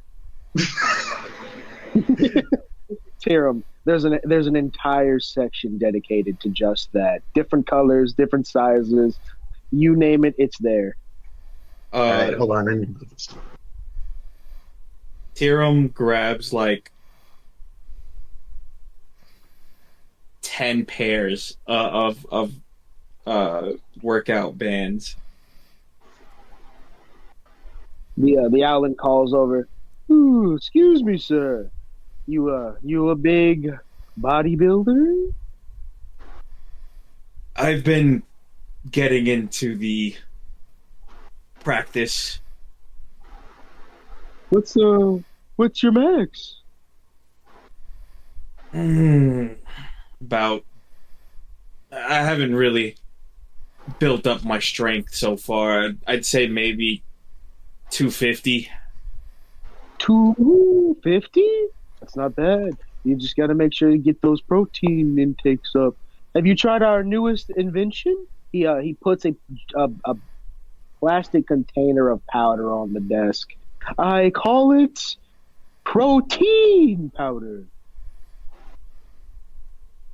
Tyrum looks at the powder. What exactly is in this powder? It is protein. All the ingredients that you get from your daily meats, all composed into a fine powder that you can put in whatever drink you like. It will make you swole, my brother. Proven by our very own Oni culture. Tyrum may I? And Tyrum like inspects the powder. Indeed, it's got like a small list of ingredients on the back. Tyrum like takes a whiff to see. It smells like really dry goat cheese. It's You must store it in a cool, dry place. And also make sure that the seal isn't broken or missing. But we make it with our finest dairy ingredients, a few tree nuts, and no added sugars. Tyrum looks at the protein and how much for a container of said protein. 10 silver, and your gains will never be the same. Tyrum puts the armbands and the protein powder on the counter, and he gives the owl 20 silver. He sees you hand out the 20 silver, and he tells you to put it on the counter. He gestures you to set it down. Tyrum sets it down. He then throws his arm up, and you see this owlin is actually kind of jacked. He puts his hand up to clasp your hand. Will you do me the honors? You want to arm wrestle for this? Is this what we're doing? No. I could not dare stand in the face of a man as bold as you. Just clasp my arm so I may feel the muscles. And he gestures for like the biggest dap in the world. Tyrum daps up the owl. Roll me a strength.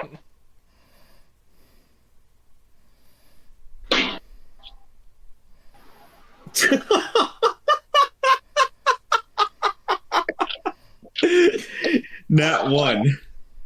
Oh, Tyrum. Wow. This owlin went swinging. He just knew that behind your arm was going to be the most strength he has felt in quite some time. And sad to say, there was also a leaky potion on the counter. The puddle that you are standing in does not help your footing, as he goes to clasp your hand and just like full on sends you like a failed arm wrestle to the desk. Oh my! I am so sorry, good customer. He like slams your shoulder down. I thought, I'm so sorry. Please, and he like starts shoving your stuff. You know, he slides half the gold back. He looks at his arms. I didn't realize my own strength. Tyrum like slowly pushes himself off of the counter and kind of dusts himself off and just collects himself really quick. Think nothing of it. I'm actually recovering. I had a bad workout recently. Oh yes, I'm so sorry. I should have asked. I know what it's like to have a bad workout. He pulls out another jar of cream. It's like this really nice brown colored cream. I call it cocoa butter. I made it from chocolate. It's supposed to soothe the muscles. Interesting. He hands it to you on the house. Thank you, sir. And Tyrum places the armbands inside of his bag, and as well as the protein. He starts like nodding at you very thankfully for your patronage. Tyrum gives him a head nod back and then walks away. Ceras, Michaelo, y'all just both watched Tyrum get slammed into a desk and didn't say anything. Ceras is just impressed. Ceras is like starstruck. Like, damn, I didn't think Tyrum was like that. Shit. Ceras, Tyrum is drunk.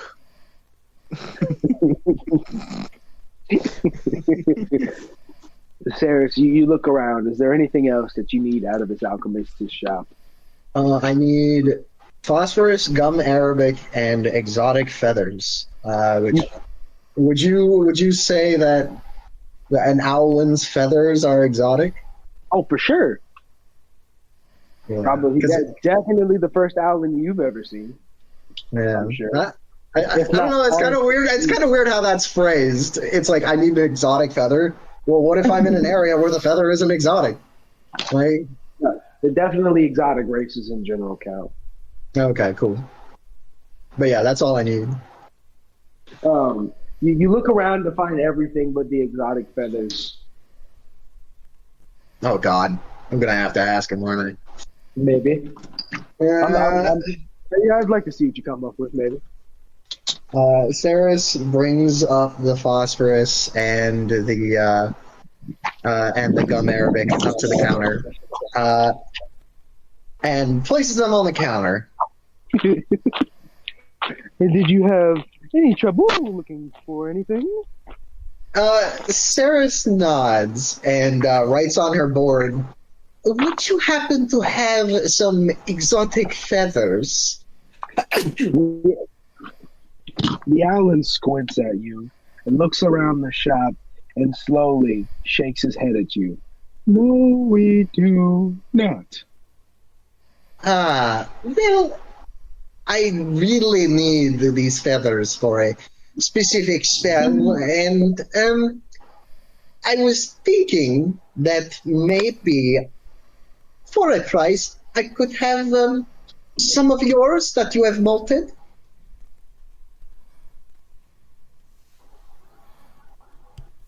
What talking? What kind of feathers? How much are we talking? I should only need about 5 to 10, anywhere in that range. Alan looks down at you, looks at you, Ceras. He holds his arm out. Just make it worth my while. I hate customers like you. Ceras grins. I haven't seen any customers like this in a long time. Ceras, let's see if Ceras can do anything to make it so that it doesn't hurt like fucking hell. Roll me a good sleight of hand. A sleight of hand? Oh God. Yeah. Sleight of hand. You know what? I do have a +7 to sleight of hand. Oh really? Hell, your time with Kate is paying off. That's a 26. Oh, you get all the feathers you need effortlessly. He doesn't even notice you pulling them out. Ceras looks up at him. Okay, I'm done. What? You didn't? Well, I'll be. That was really good. How'd you do that? Ceras wiggles her fingers at him and goes, "Magic." Can you do more? I love magic. This is an alchemist shop. What do I live for? Show me something. Ceras, just like, let's see, what do I have any cantrips? Can Ceras do a really small firebolt? Is that possible?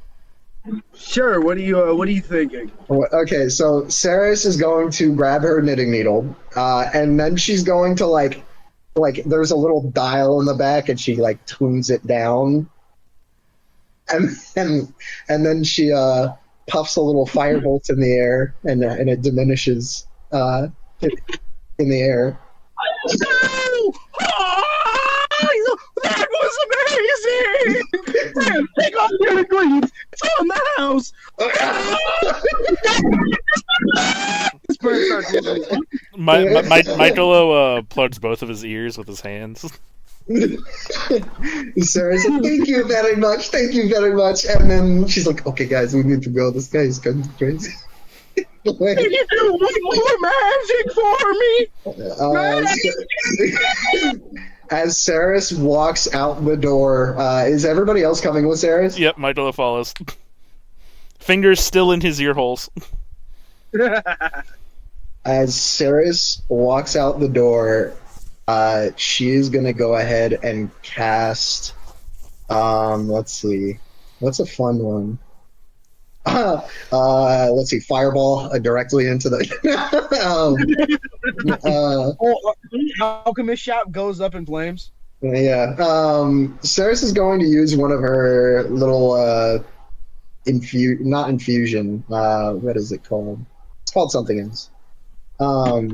She's gonna use one of her like imbuings. Imbuings? Her little imbuings to make it so that this little like rock that she picks off the ground, it has a little. Let's see, what is it? What are my options here? I think it has a little fireworks show coming off of it. The little magical looking thing. Oh It man, this glows. Alan, you as the door closes behind you, you just hear him. And like as the door closes, you hear crashing noises. Oh God, he's getting a little too excited. He's never actually. He lives with a bunch of Onis. He's never seen real like in-person magic before.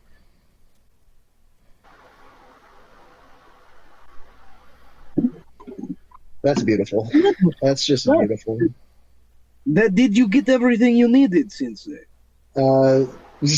Ceras nods. And thank you very much for asking. Of course. Where Where are we going now? Probably to the dragon statue.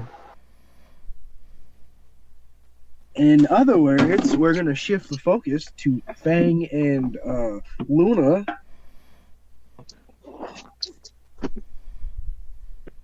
Fang, where are you going?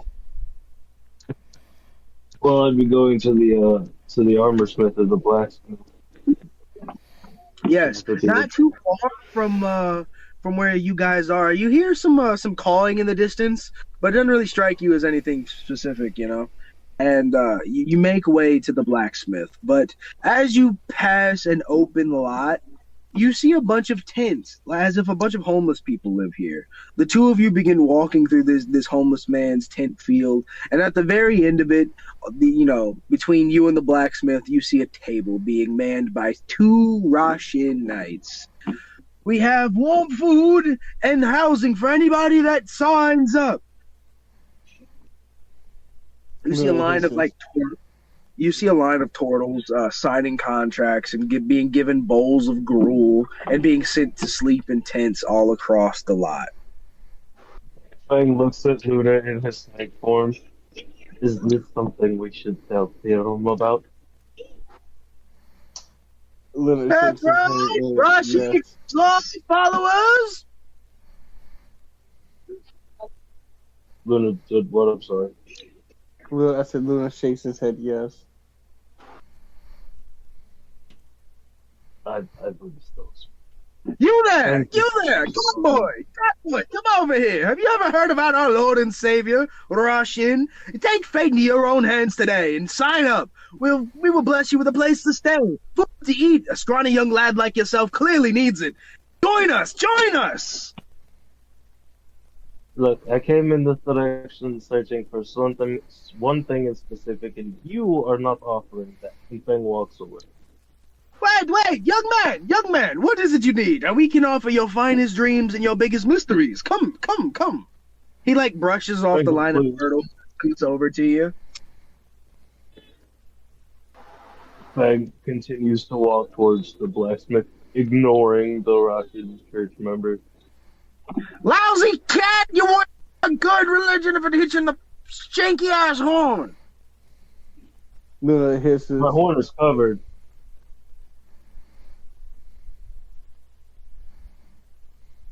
Oh, your horn is covered. Never mind. He doesn't say that. Fuck, I'm sorry. Fang, let me give me a wisdom save from this person. Oh man, that's a little unexpected. That's a little on the nose, even. Like a wisdom save, like a real wisdom save. Yeah, like a wisdom save, buddy. You rolled a dirty 20. Oh, never mind. Nothing happens. As you two push down the street, back towards the blacksmith's shop, you do see an old armory at the end of the road. And before you can get there, you see one final food stand. There's a man selling peanuts. Peanuts! Peanuts!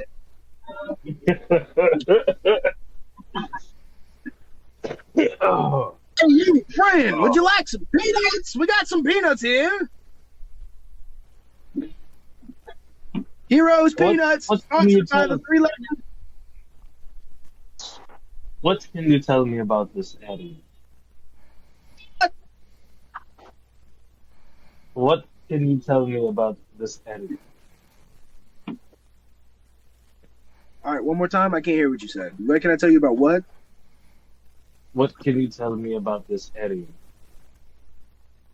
Oh, no, it's not the best, but you made it this far. You're still alive. That means you're clearly fit to be here. Now, would you like a pack of peanuts or not? Hero sponsored. Evernorth's greatest fighters. They stood in line for my peanuts. That'll be 1 gold for a pack. 1 gold for a pack of peanuts?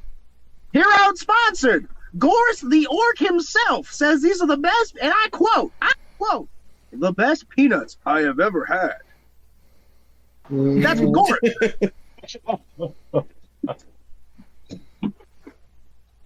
I don't know if I quite believe you. Gonna roll me an insight to see if he's lying?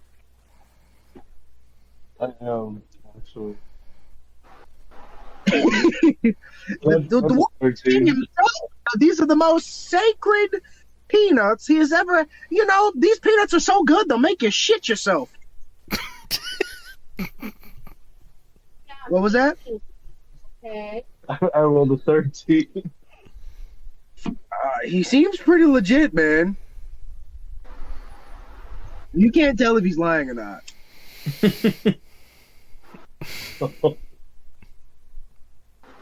Oh, shit. Oh. 1 gold. Best peanuts of your life. Best peanuts in Evernorth. They've been sold everywhere, from Armorfell to the Elven Kingdom, all the way down to even that shifty fucking Buena Fortuna. Those guys didn't know a good peanut was sold. Anyways, it's like Florida, but you get it. I've been everywhere. How about 10 silver? I'll give you 10 silver. Listen, son, the heroes of Evernorth didn't slay thousands of orcs for you to pay 5 silver for these peanuts. I've met Gornis, and I don't know if he would sanction things. You questioning me? I'm his friend. I'll call Goris right now.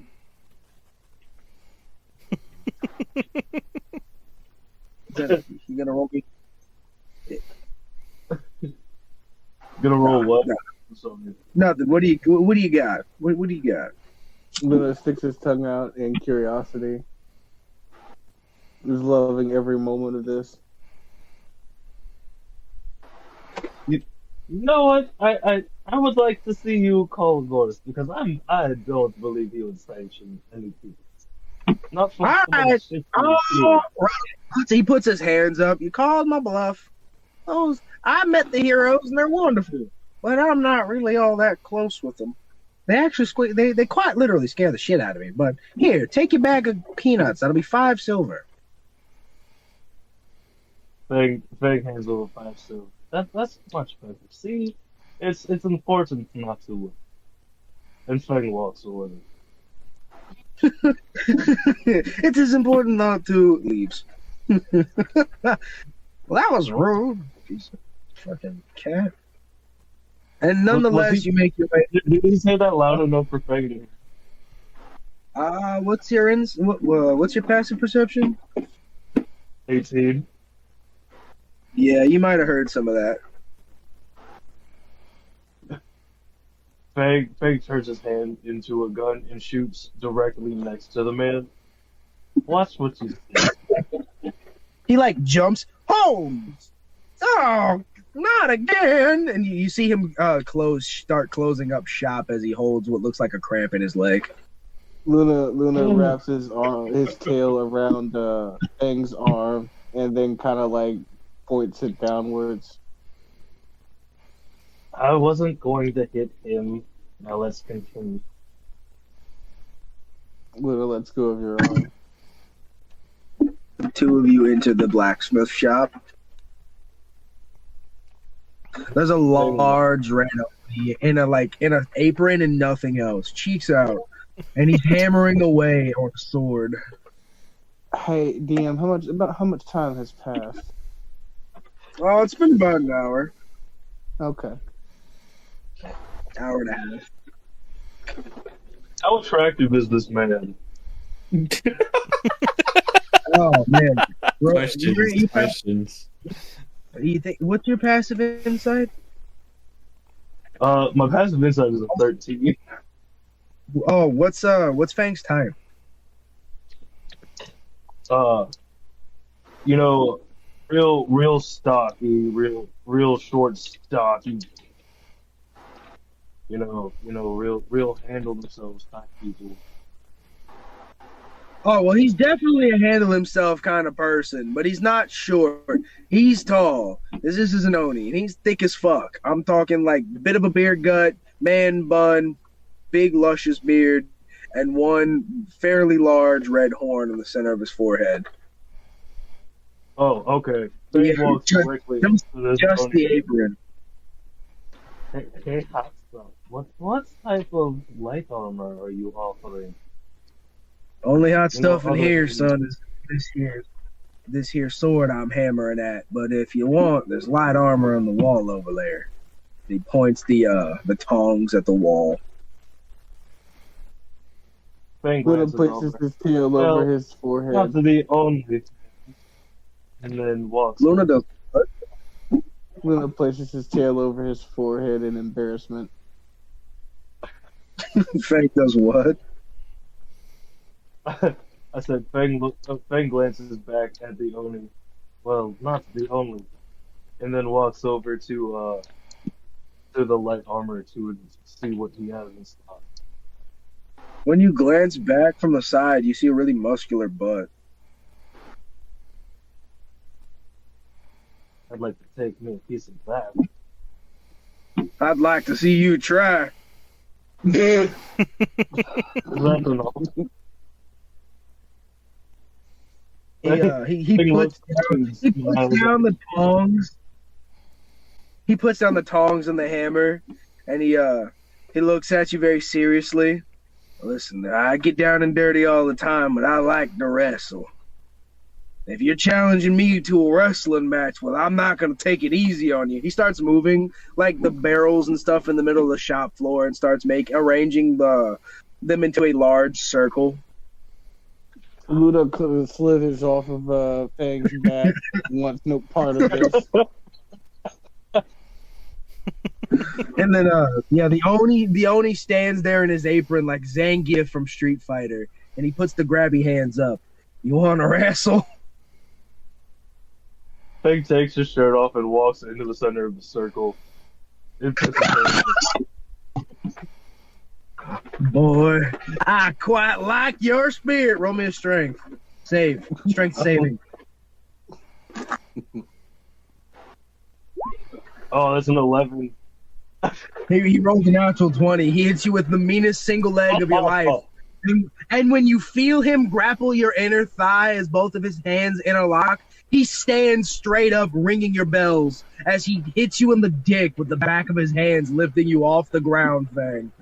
You are now grappled, but it doesn't last long as he throws you over his shoulders and slams you face first into the floor. He now has your back. Oh, fuck. Never supposed to give him your back. He whispers into your ears, "That's 2 points for me." Is his back Very- on the is his back on the mat, touching the mat? No. This is like bottom position. Fang is on all fours with the Oni mounting him. Oh, okay. It was the quickest Fang- takedown you guys have ever seen, I'm telling you. I guess Fang is gonna roll a strength to try to reverse this. All right, roll me a strength. You've got a chance. He rolled a 2. That's a 12. You get it. You slip the back and you what do you do? So Fang now is now on the Oni's back, essentially in a rear naked choke, holding this Oni. Oh man, Well, Fang. leaves the As tables you like as you mount him, you realize that he truly is not wearing anything under the apron. You mount his muscular, sweaty back. Oh, I'm going. Oh.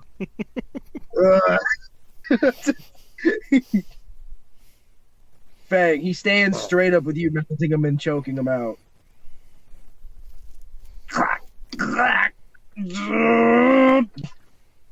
He's gonna roll a. He rolled a 4, so he's going to continue choking until eventually he falls back on you. He fucking pancakes you. But as he pancakes you, rolling back over. as you roll back over, you feel him tap your ankle. I give, you win, you win. He helps. He settles himself back to his feet. That was a mighty fine wrestling match. And he taps you on the shoulder. You'd make a fine Oni. Sadly, you're not, but nonetheless, you'd make a fine Oni. I appreciate that. Fang, Take what you want, please.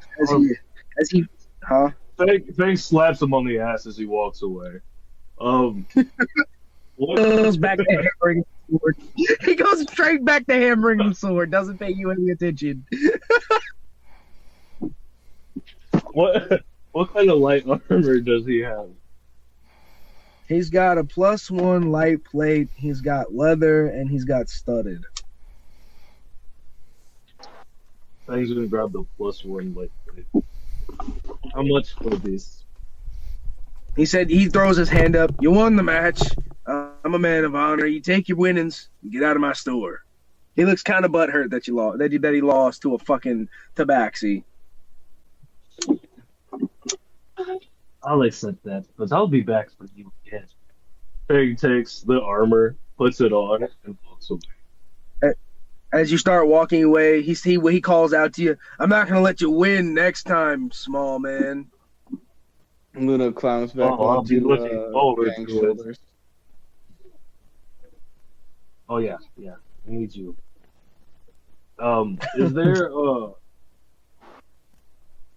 Is there an alchemy shop anywhere near where I'm at, or would it be the same one Ceras went to?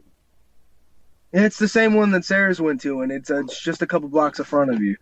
You see two large strapping Onis and a woman Oni walking past, counting all their gold. Well, it looks like someone made up on bandits. Hey. Hey. Fang continues to walk. Do you stop at the alchemist shop? I do, yeah. Stop at the alchemist shop. Fang is You walk in and you see an owlin, but his feathers are really ruffled and he looks really hyped up about something. Oh, how may I help you? Oh, what do you want? Hey, do you do magic? Woo! His head turns like a 90 degree and his face looks at you. Yes, I do magic. I'm here looking for some materials. Woo! What can I do for you? Would you happen to have an eyeball encrusted in a gem? Shelf 3! Crusted eyeballs! Woo! Luna slithers down and dismisses his wild shape and stands up. The snake! This Alan starts losing his mind. He turned into a human! Do you do magic? He chokes up a fur ball and just splats it out on the counter. And he starts breathing heavy. I take a few steps back. How many eyeballs does he have? He's got 3. Fang takes all 3. You wouldn't happen to sell any rare herbs and or poisons, would you? All herbs.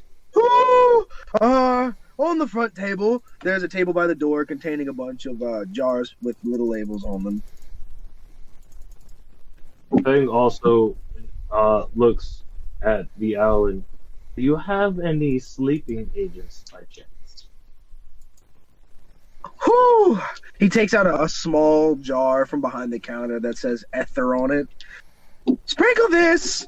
Best sleeping agent that we have. Whoo! Whoo! Buddha turns. He walks over. Go ahead, Luna, sorry.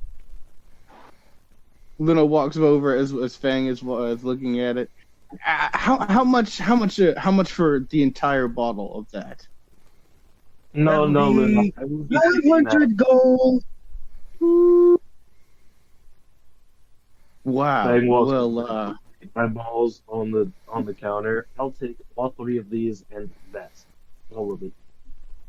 The jar of ether will be 500 gold, and all of your eyeballs are 1,000 gold apiece. So your total comes to 3,500 gold coins. Hold on, 1,000 apiece is far too much for these items.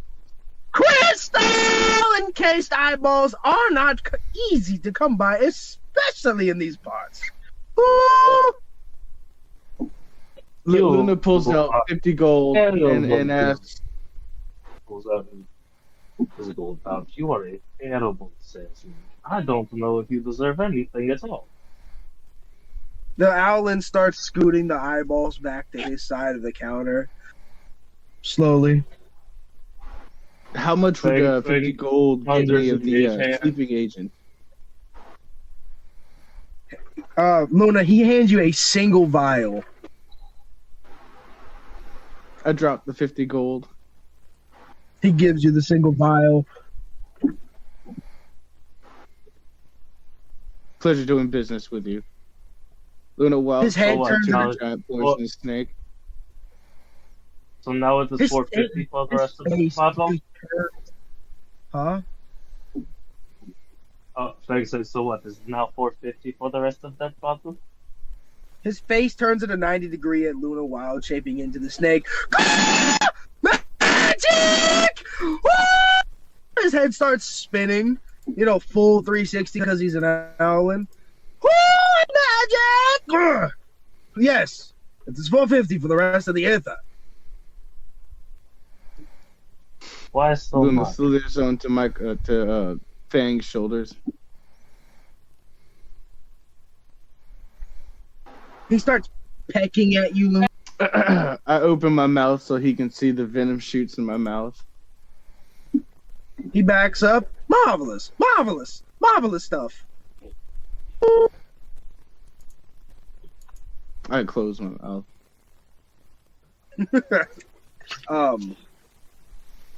Ether, my dear boy, is almost impossible to find anywhere in the world. If you're lucky enough to find even this much, it's quite the steal. Take it or leave it. I do not care. Fang hands over 450 gold for the rest of the ether. And the 3,000 gold for the crystal eyeballs? No, he leaves the crystal eyeballs. He wants far too much for those. Let's doing business with you. And he kind of like ruffles his feathers for you both to get out. Fang leaves and begins to make his way towards the statue.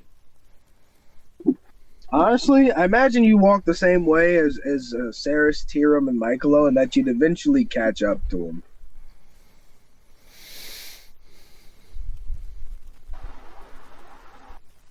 Probably, yeah. But Fang, you spot a few paces ahead of you Tyrum's armor. Luna slithers off of Fang's shoulders and slithers towards Tyrum. Luna, as you start slithering through the streets, some of the local Onis notice you and instantly start chasing you. They start slamming their clubs at you, trying to smash you. Get it! It's festival food! First one to catch it, fries it! They start slamming their clubs at the large snake slithering through the streets. What, Rolodex? Yes. All right, so that would be an 18. Do I need to roll another You one? you roll me 2 more. And it's another 18, and that is a natural 20. Oh, you effortlessly avoid all the Onis, and they end up hitting each other. All 3 of the ones that sprung on you knock themselves out.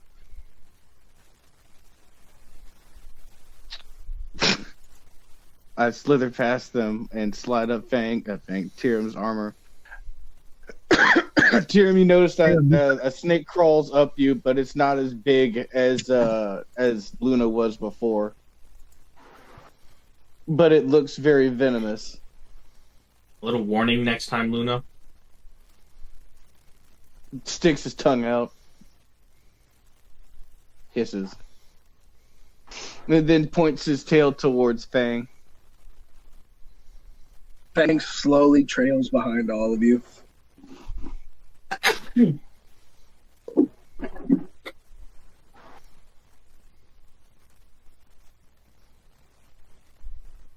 Fang, you notice Tyrum look back at you too, from Luna pointing at you. Fang looks up at the group. Wait up! I'm on my way.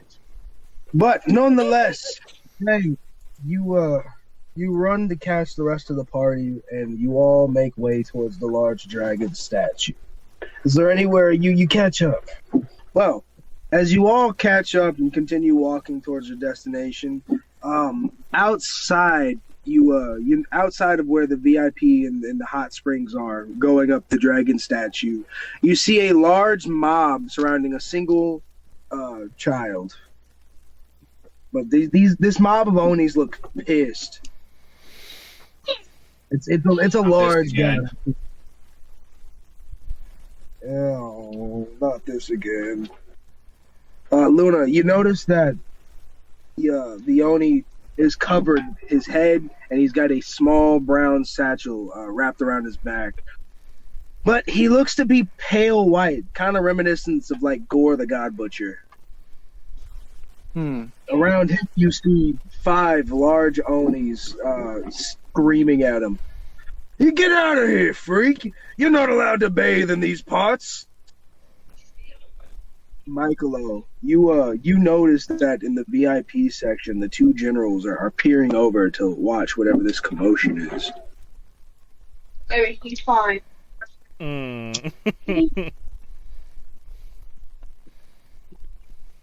Freak! I said get out of here! You're not welcome in these parts! Tyrum. I assure you. What? Those guys up there.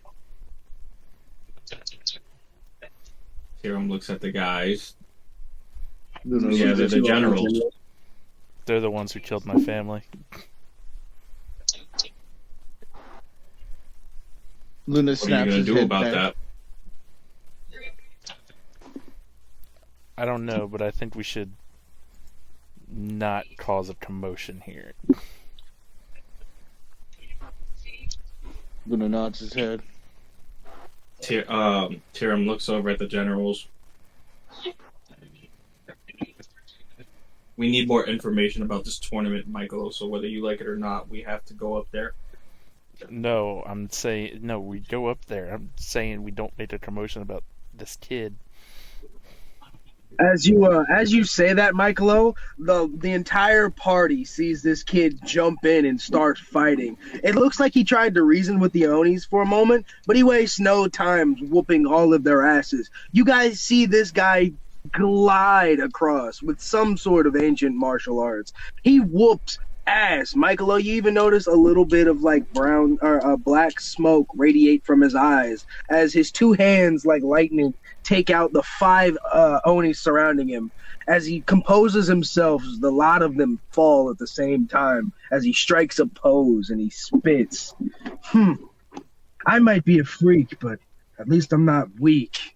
And he steps on their corpses as he makes way into the park or into the hot spring. No, they're not dead, but they are unconscious. Oh. You said corpses. I was like, oh shit, he killed them. Well, I guess that sorted itself out. I guess so. The mob slowly disperses as the hot spring area looks open.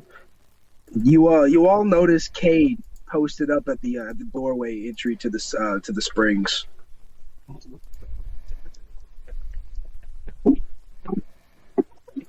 Tyrum quietly walks over to Kade. Took you guys long enough. At this point, it is morning time. It'd probably be roughly 9 o'clock. Or no, it's been less than a couple hours. It'd be probably about 7 o'clock. Then also walks over to Kade. So, were you able to find everything? Yeah, I was able to find things. You know what? And he actually hands you a small card. It's like a cultist's card. You know, it's like join our church. The Redborn Dragons accept all Dragonborns and only Dragonborns. And if you're not a Dragonborn, don't come to our church because we'll burn you alive. That's what it says on the card. The shrine that promotes this card, kiddo, is right outside of the gates. As soon as we leave these walls, it won't be too far off from where we're headed.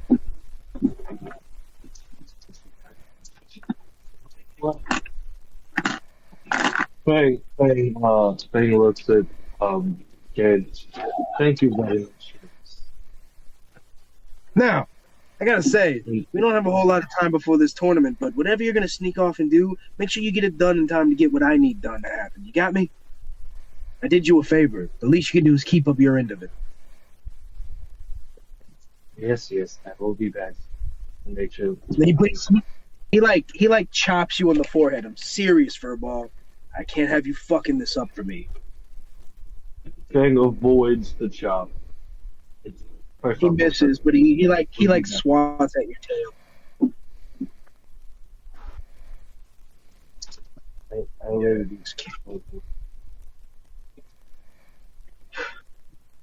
Kade nods at the door and looks at the party. So, what do you say?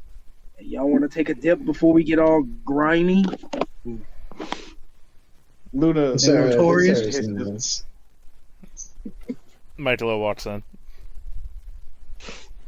Inside is a grand hot spring facility. It is roofless, so you can see the clouds. The cherry blossoms gently flow in. The hot springs are lined with velvet stone and violet stone. God damn it! It's the second time tonight. Violet stones line these beautiful purple hot springs, and the steam like glistens in the air. There is a single receptionist desk with a single Oni woman with a fine part and a single horn. Kade gestures that Tyrum goes first. You have the best luck with the opposite sex. That's not even remotely true. We all know it is, pretty boy. Get in there and do your thing. Luna nods his head. Tyrum sighs. Then he takes his helmet off and walks over to the front desk. Excuse me. Hi, welcome to the Red Dragon Inns. How may I serve you today, sir? I was hoping to inquire about going to your hot spring. Oh my, sir, are you by chance? I've only heard about them in legends. You know, not to sound too clumsy or anything, but are you an elf? Yes, I am. Can I touch your ears? I'm sorry, was that rude? Luna's tail wags with excitement. I'll excuse it if you can help us get into the real special section of the hot springs. We've been traveling hard for the last few days, and we really need the scrub. Roll me a persuasion. Luna does the help action, tries to look like an adorable pet. Ceras is going to on that roll, flash of genius. So the roll was an 18.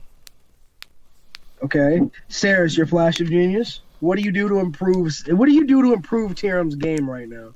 I think what's going to happen is the flash of genius.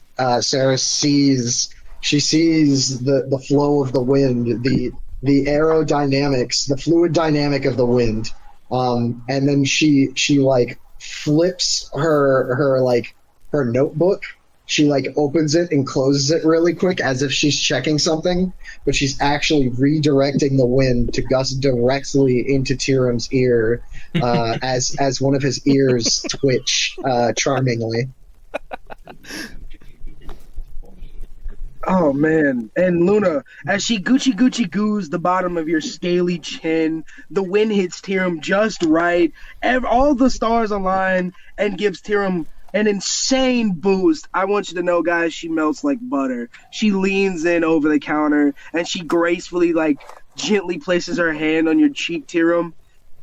If you just do me the favor of giving me a wholesome forehead kiss, I'll escort you to the VI section right now. She's like swooning at you. She's so red that you can tell because she's a blue Oni. So the fact that her face is red is crazy. How about one of these? And he like scoops her hand and gives it a gentle kiss on her like middle knuckle. You see her like collapse behind the desk. As she pulls herself together, she gathers a couple keys off the from behind the desk, and she gestures to the door. Right this way, sir. And she holds the curtain back to lead you to the giant dragon statue. The scales are the pools, the pools are the scales of the statue as they coil around the center pillar all the way to the top. The highest pools being right beneath the dragon's head. Luna starts laughing. She then marks all of you magically with a purple dot on all of your hands. That will allow you any access to any pool in our facility. And she gives you a gracious bow, Tyrum, and she looks up at you. And without making any eye contact because she's nervous, will you be staying long? Did she mark a snake? Possibly a night or two. She clasps both her cheeks and runs, like her face cheeks, not her ass cheeks. It runs back into the front room behind the desk.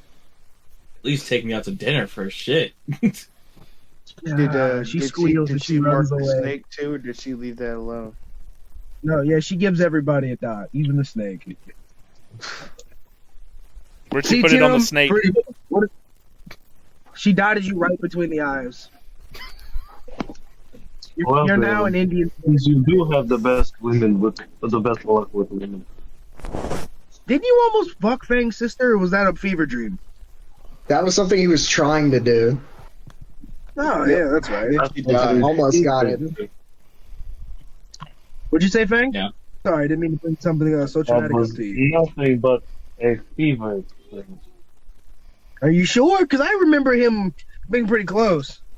Well, serious, wasn't he close? I don't know. Tyrum puts his helmet back on and doesn't answer anything. See, and this is why Tyrum's my best friend, because he gets it. Luna shivers. Hi, Joe. Hello. I'm on mute. Sorry.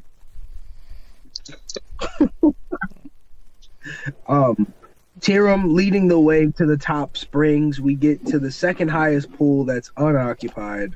The top being held by the two Oni generals. But yeah, Kade begins, I guess, stripping again. Listen, I'm not gonna waste the chance to sit in one of these hot springs. So he drops back down to his trousers again, his cloth pants, and he jumps into the pool. Michaelo wraps his face in gauze, just leaving his eyes and nose open, covering his face, and then strips, and then jumps in the pool. And then strips. I like it. To the hot springs. All of you that have gotten in so far feel an instant melting of muscles. It takes 10 minutes again to strip. and then he also puts a hood on. Oh man, hey Tyrum, I wish you could really try this. Suction that armor. It feels like magic in here. I can feel my Do you bones. mind not using my name? Apologies. It's the water. It's just so relaxing. Kade starts like gargling the spring water. Luna's belly up in the water, floating around. Ceras, I think Luna died. Ceras looks over it. I'm too relaxed to go and save him. You should do it. I see him dive into the water. Somebody tell Bucket to get him from out of there. Bucket, go get them. Bucket is like completely turned off, and it just deactivated at the side of the hot springs with only like 2 of his legs in the water. He's recharging with his legs in the water. Yeah. That's perfect. The geothermal charge, getting that heat. Yes. He's got direct line to the cloudy sky. Would you say he's backing up to the cloud? Indeed. God damn. Kill motherfucker. You gotta breathe, Josh. Fang, what he caught me when I was finished exhaling.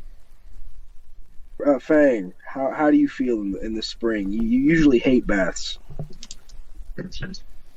Usually, but this one thing is really relaxed for once too. Oi, Furball, I didn't even know you could swim. It's the warmth of these waters. It's got to be something. Fang, how are you floating in the water? I would imagine that this water isn't very deep, so Fang is balancing on his tail on the bottom of this pool. I like that.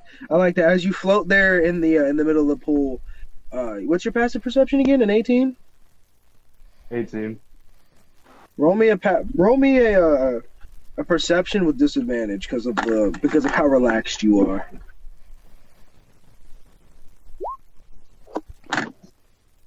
Alright. That's an 11. Oh yeah, roll me a dex save. God.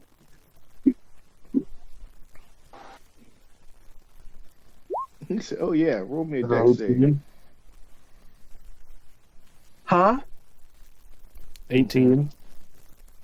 Fang, as you lay there, you see something suddenly block out like some of the cloud light. You're too relaxed to really realize what it is, but you hear it as it crashes into your forehead. Yappy smacks you in the forehead, and your face goes under the water. Wow. What the fuck, Yappy? Where did you come from? Fang, you're low key choking on water just a little bit.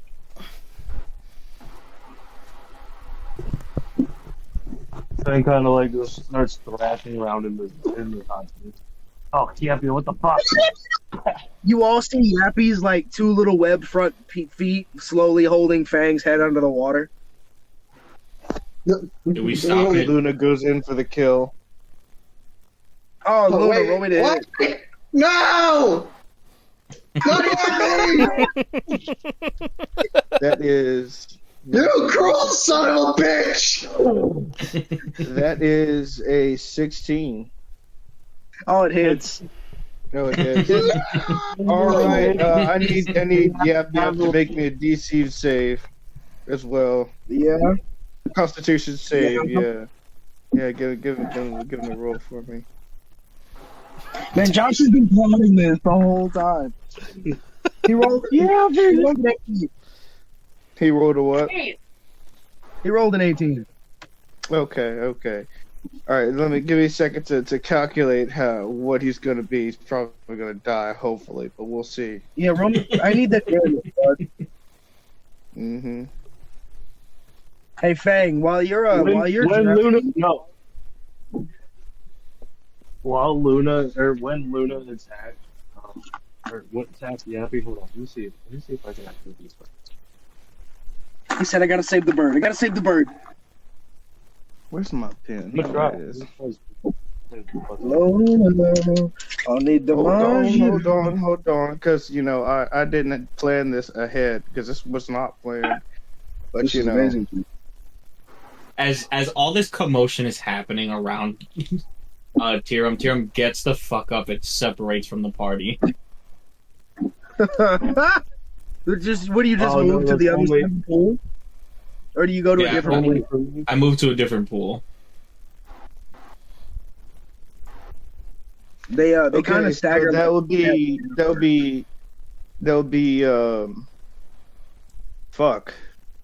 16 piercing damage and Let me stop you right there. How do you finish him? as I stab into Yap Son Yap, of a bitch. as I stab into Yap Yap, I pump a shitload of poison into his fucking system to where he goes incapacitated. Say and my name.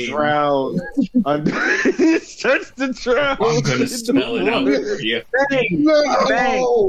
Bang! You see the giant snake attack Yappy off the top of your head as you pull your head out of the water. You attempted to do something, but you realize that it's too late.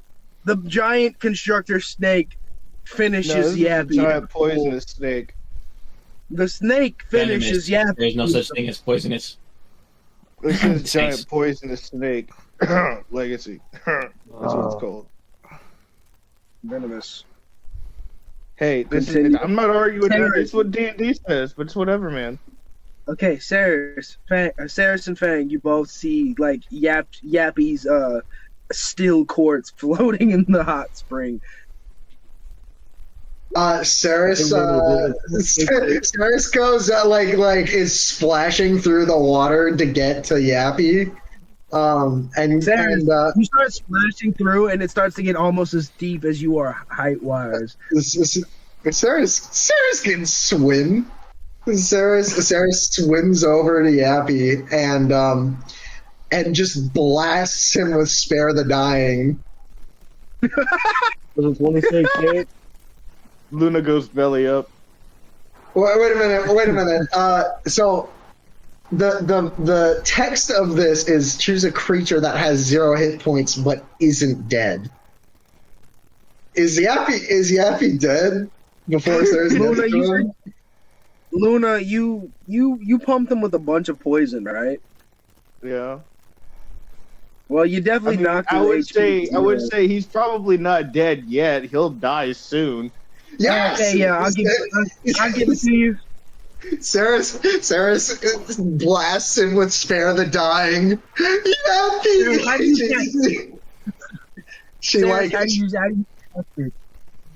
So what she does is, oh my god, does she even have? She doesn't have her needle on her.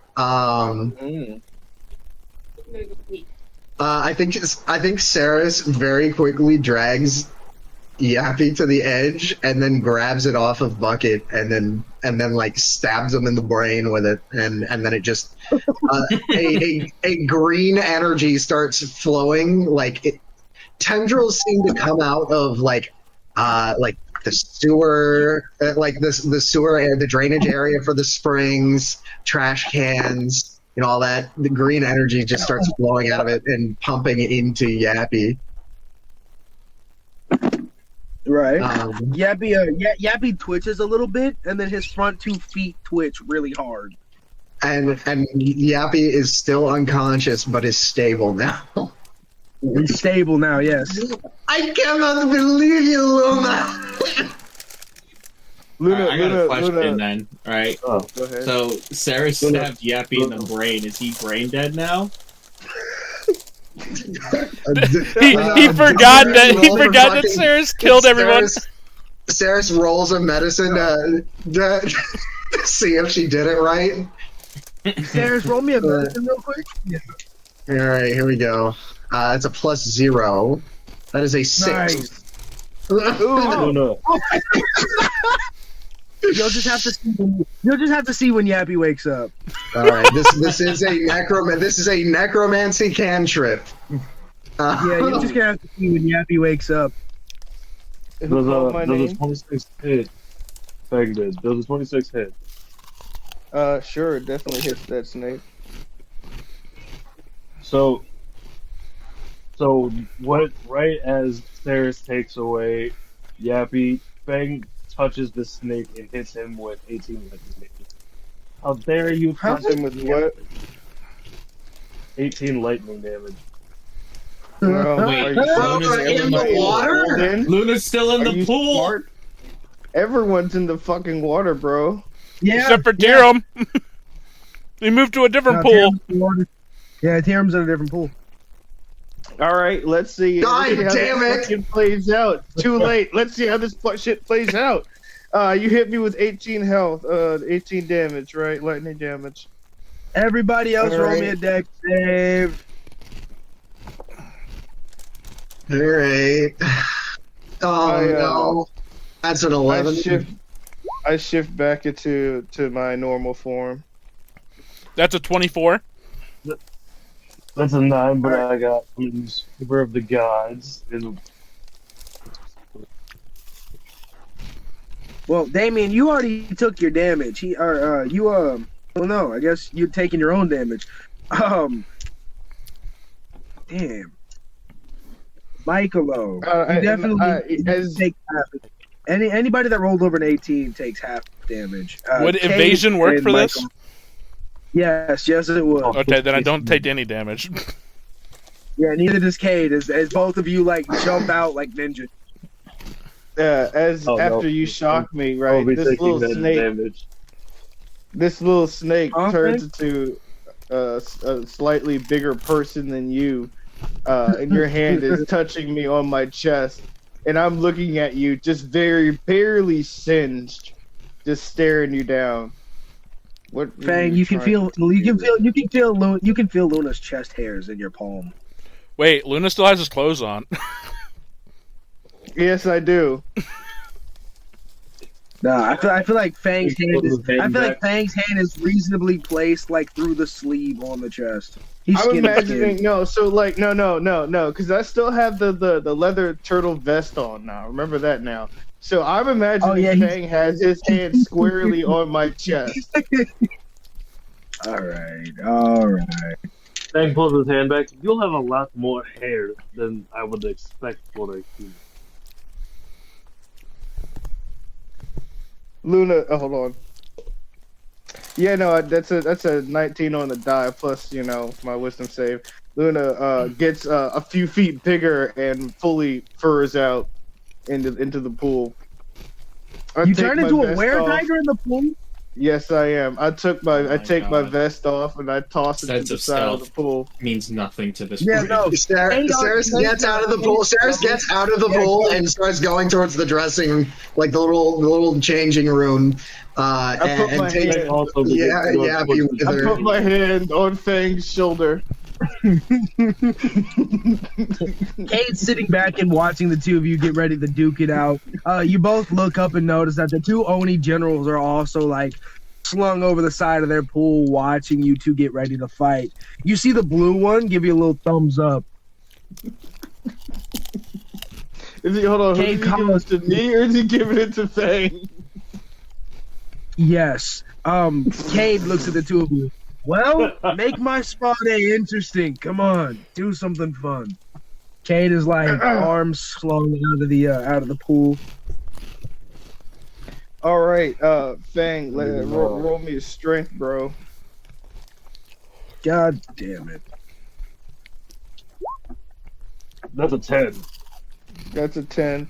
Well, not the bonuses that I have. 17 on the die. I pick Fang up, and I chuck him across the pool towards where Cade is sitting to splash Cade. Hey! Come on! Cade jumps up and starts like wiping the hot water out of his fur. Fang's gonna stand up, you stupid fatty bitch. And I'm gonna need you to roll me a strength. Fang is gonna run at you and try to tackle you.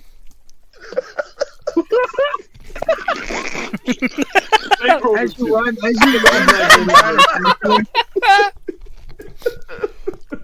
Bang, as you try to tackle him, you hear Kate go from the background. Can't fight! Oh, man, I rolled a 19. Michaelo starts walking over towards Tyrum. What'd you say, Fang? I said, yeah, no, Fang rolled a 2. He's not tackling you.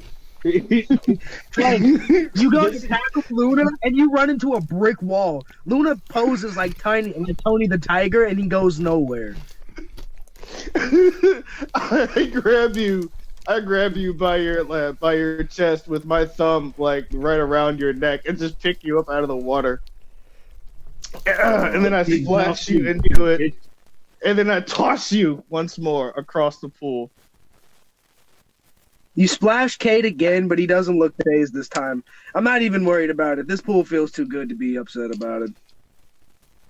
Fang is going to get up again. You stupid fucking furball. And he's going to rush you again. Come at me, you little kitten. At this point, a small crowd begins forming from at the other pools. They start filling up with Onis who are chanting, "Get him! Get him, little Tabaxi! Show that weird cat who's balls! Whoop him! Yeah!" The Onis start chanting for you. Can't fight! Can't fight! Can't fight! The generals start even giving you little hoots. Yeah! Yeah! Beautiful. I rolled a 21 on that one. God damn.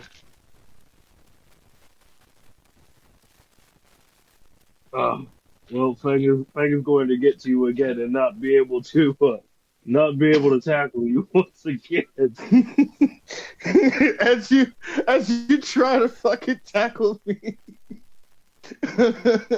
I fucking Spartan kick you in the chest. Hey, yeah. I knock the wind out of you as you fall into the water. I think you gotta roll to hit. I'm gonna give him a hit. Yeah, because I rolled a 19 compared to what he had. Yeah, I'm not doing no damage to him. I'm just fucking with him. Oh, whack. Nah, you gotta roll me to hit then. You're gonna kick him. Fine. I'll roll you to hit. That's a 17 on the die. I don't know what the hell my bonuses is. Does that hit all right without any bonuses, Fang? That hits. I most certainly. I'm not gonna worry about the bonus. All right. So does that go through? Tyrum conjures both of his spirit chains and stands up. And after fucking seeing all the commotion caused by Luna and Faye, he's gonna try to whip both of them with the chains and restrain them. Oh man, roll me 2 strengths, and both of you roll me a contest of strength. You can roll an athletics or an acrobatics to challenge. Okay, well, the first one is a 19, and the second that's against Luna. That's a 19. The second one is I got a 14. Is a 14. Wow. Oh man, you tied both of us. Yeah, both of you tied. All of you are locked in a Mexican 3-way standoff, strength hold contest. Mexican 3-way. Dirty 20. And no, Luna's gonna chill after the stalemate. That's a 16 for the second roll. Okay, well, Luna said he's gonna give up, so I'm using my dirty 20 there. Okay, well, Luna lets go of the chain, and as it starts retracting back to Tyrum, Fang, you start retracting back to with the other one towards Tyrum, and he restrains you. You let me go. You two are being a real nuisance to the public. Should have let him finish fighting. The crowd starts dispersing. Losers. Should have finished the fight. Huh? I get up, I walk into the bathrooms, change my clothes entirely, come back on with a little towel thing on, and step back into the waters. Still weird tigered out. You see Cade melted into the soup. Fang is still restrained by Tyrum. So Tyrum, where do you put Fang? I drag him outside the pool and I just fucking stand over him as I let the chain dissipate. Got shit in this Fang corner gets now. up and walks back into the pool. Everybody sits like they're on punishment. And Tyrum, as you watch Fang crawl back into the pool, standing behind you is the blue Oni general, Dai. Interesting way to handle that situation there, friend. I get rather bothersome when people tend to act like children. Nonetheless, it was very mighty of you to handle it with such strength, such grace. And he bumps you on the chest. I respect a man of strength. He gives you a dagger. Consider joining the Oni mercenaries. We could use a warrior like you. As he returns back to his pool to sit with Yoke, the Red Oni general. Die! He's not gonna fall here. Look at him. He's not the type to take orders from anyone. Tyrum If he's inspects smart, the dagger. you know what it's doing. It's fine crafted. It is mithril, so I'll give you whatever stats come with a mithril dagger, and it's signed by Dai. It's got his signature carved into the hilt. Tyrum walks over to the pool with the two Oni generals. You mind if I share the spa with you? Oh yeah, sure. We was just getting bored of sitting here by our lonesomes, anyways. The yoke nods and gives and signals you to come in. Tyrum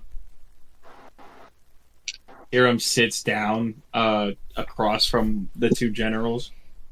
You notice as you step away through the pool, you notice that both of them aren't wearing their towels, and for lack of better words, Yoke is pretty endowed. Anyways. Very important detail. Very important detail. Very important. Very important. Michaelo goes and sits in the pool like next to them. Not in the same pool, but the pool that is next to them. You're back pool. in the same pool with Cade, Fang, and Luna. How cloudy is this pool, by the way? Is it crystal clear, or is it like all milky with minerals and shit? It's all milky with minerals, but the steam also gives it like a natural, kind of cloudy look. All right, how much of a stealth benefit would you give me for being underwater? God, watch out for the trouser snakes. Just slapping pee-pees as I swim by. Yeah. Ceras, you went downstairs with Yappy. What did you do with Yappy? Oh, Ceras is definitely tending to Yappy. She's like she's feeding him little yap gold treats that she's made out of trash. Yappy clicks back to consciousness, and as soon as Yappy wakes up, you notice one of his wings curls up to a permanent scrunch. No, no, my poor little baby.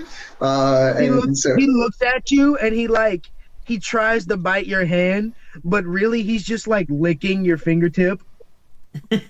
Oh, you want to give me little kisses? Oh, Yappy, I'm so glad you're alive. I think Sarah's. Oh yeah, but you stay. Is there? I think she's like. Maybe I can help you with. Maybe if you enjoy the hot springs with me, maybe maybe your wing will work again. You see Yappy hop down, and when Yappy starts walking on all fours, you see Yappy's back leg like scrunch up, and he's kind of hopping along. No, little disabled pet. Ceres moves back out and like she like looks through the curtains to see if there's like the shit is done being fucking ridiculous. For certainly, you see the crowd dispersing in disappointment, and you see Tyrum get in the pool with the generals. Okay. Ceres takes Yappy out and like holds him in the pool so he can't like drown or anything. He's just holding him out in the pool. Yappy attempts to swim in a circle, but it only kicks 1 foot, so it just kind of swims in a really bad circle. Really bad circle.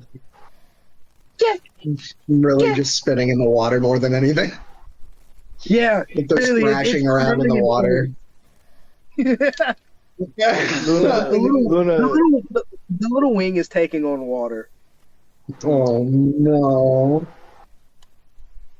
Luna sits in the meditative state and casts commune with nature to find out more about the area that they're in. You want me to read off what the commune with nature is? I'll get to you in a second. I kind of have to cut back to Tyrum because I feel like that's a lot to get. There's shit that's going on. Go ahead. All right, Tyrum, you notice Sarah takes Yappy in the pool, and you can't really keep yourself together because honestly, that fucking thing looks wild. They ought to put that thing down. Yoke looks over. Oh no! Oh, I think he's kind of cute. Nope, you're an idiot, and that's why you don't ever have any pets. You'd just as quickly eat it as you would keep it. Oh well, you're right there. What? Did you hear of the giant yap goal storm that happened not too far? Oh yeah. The royal folks was playing with magic or something, and then they blew up like a dozen or so of them, right? Something like that. I can't really remember the details too much. I've been traveling for a while, trying to make it to the city. What are you looking for here in the city, friend? You one of them merchants that came in because our gates is open? Oh, I don't understand, big he dog. kind of taps Yoke on like the side, but he blows him off. No, I've no interest in selling any wares. I don't really carry anything that I don't need. But I was interested in this stuff. Oh yeah. Yoke leans forward. You looking to fight, friend? I enjoy a good fight. As he sits forward, you feel the water start to like ripple away from him. The bubbles, the steam, the minerals, everything starts to clear away, and a small radius of clear, still water begins to emanate from around Yoke. What does his cock look like as he's emerging from the water? It's like full red rocket. It's like if Yoke took his forearm and hung it from his waist. Wow. Very important details. Very important. What's her name? Her cat. Tyrum takes out his dagger and slices it off. Slices his cock off. I'm someone who believes in the power of words, so I am going to try to speak this as best as I can, but I am looking to compete in the contest, not just fight. Tyrum, how good are you about not looking at his dick? Very important That detail. is not the Very question I thought was detail. Tyrum is definitely maintaining eye contact. Fierce eye contact. Yeah. Fierce eye contact, yes. I'll tell you what. Smacks it like a doorstop. I hope you win this tournament for as much as you can, you know? I'd like to see whoever you bring to the tournament in the finals. I'm sure our baby emperor would also like a shot at someone strong, and you strike me as a good time. Are you gentlemen competing? Of course we're competing, lad. You didn't come all the way up here to talk to us because you thought we was regular Onis, did you? I'm learning there's no such thing as a regular Oni these days. The rest of the party notices black smoke coming off of Michaelo a little bit. How obvious is this, Michaelo? Not very. I'm saying like a little bit. You mentioned the Oni mercenaries. How long have you been in service with them? I've been the general now of the defensive branches defending our island's coast for the last 20 years or so, but I've been fighting a good fight for the last 150 easily. You've got quite the amount of experience. Dai refuses the answer. He just cuts his eyes and glances over as his large Odachi sword sitting at the poolside. Very impressive weaponry you have there. It takes a good amount of both grace and power to wield something as beautiful and elegant as that thing. It truly is a sword, like almost twice as big as the general himself. Tyrum, as a martial arts expert that I know you are, you would know that these large swords do take a large amount of finesse and skill to use. Tyrum just looks at the weapon. How many battles has that thing seen? He looks at you, Tyrum. Not nearly enough. And I'll be honest, it hungers for something serious. Do you believe this competition will be the answer to that? I believe whoever wants it enough will surely show the way. The Red Dragon once led us through great strengths, calamities even. And it was all about fate, and it was all about luck. I believe that this, same as always, will bring me great happiness. And what would you do if you won the tournament? I would continue serving my country, same as I always have been. A loyal, devout believer in our island's greatness. Oi, Dai, you're doing it again. You're starting a monologue and you're gonna scare your friend off. Come on, knock it off. Stop telling everybody, oh, blase, blase, my country has died the ideals and I am the edge. Oh, you hurt my head with this, Dai. I told you I don't like listening to it. Quiet, you imbecile. You wouldn't know the first thing about respect, you overgrown red thorn.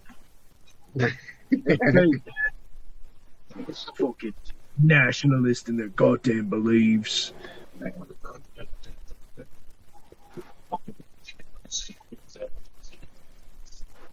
Who said what? Who's choking into the microphone?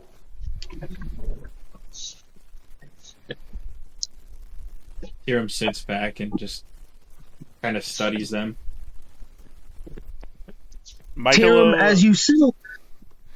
Michaelo pokes Kade and points towards the dressing room to go over there with him. Kade looks at you like almost halfway asleep. You're gonna make me get out because I'm so comfortable. It feels like Michaelo. You notice the smoke coming off of him a little bit. Yeah, I was gonna say you can tell how serious this is. Kade gets up and he follows you down there. Michaelo shuts the door. You locked us into a really tight dressing room. It's probably like a 4x4 tourist spot. All right, listen. As much as I like being locked in the rooms with people, I certainly don't want to be locked in the rooms with you. Michaelo puts his finger up and he unwraps his face. I was wrong. Kade. Oh, wrong about what? some people do deserve to die. Well then. Okay. Tyrum's right. Okay. Kade puts his hands on your shell. What are you talking about? You just made a whole fuss. You literally just... Kade, like, rubs the bridge of his nose. Michaelo, how are you feeling? Not good. Not good? No? Nope. Oh, I should have bet Ceras money about this. Well, Michaelo, those two guys up there certainly will be in the tournament, and I guarantee you'll have a genuine shot there. But I do suggest you don't make any odd decisions here now that you're finally feeling your feelings like a... Michaelo opens up the right. door without wrapping his face. Wait. Kade, like, slowly pulls you back in and closes the door. He starts wrapping your face, trying to cover you up as best as he can. Oh, okay, all right. Let's think about this, shall we? They know who you are, and if you go up there and pick a fight now, they're liable to kill you, and all of us. You can just, wait in here, and when they leave, or when we leave, we'll come get you, and we'll take you to the tournament. I'll let you fight in the tournament. How's that sound, huh? Okay. Okay? That's it? That's it. But I have a few things. One, I don't know if you're really allowed to have a whole lot of things. I'm gonna be honest with you. No bad people die. Oh, no bad people die? Or no innocent people die. Are you sure? Because I like killing bad guys. No innocent people die. I can see to it that that's mostly handled. No guards just doing their job die. Ooh. That's you're gonna have to take that one up with Tyrum.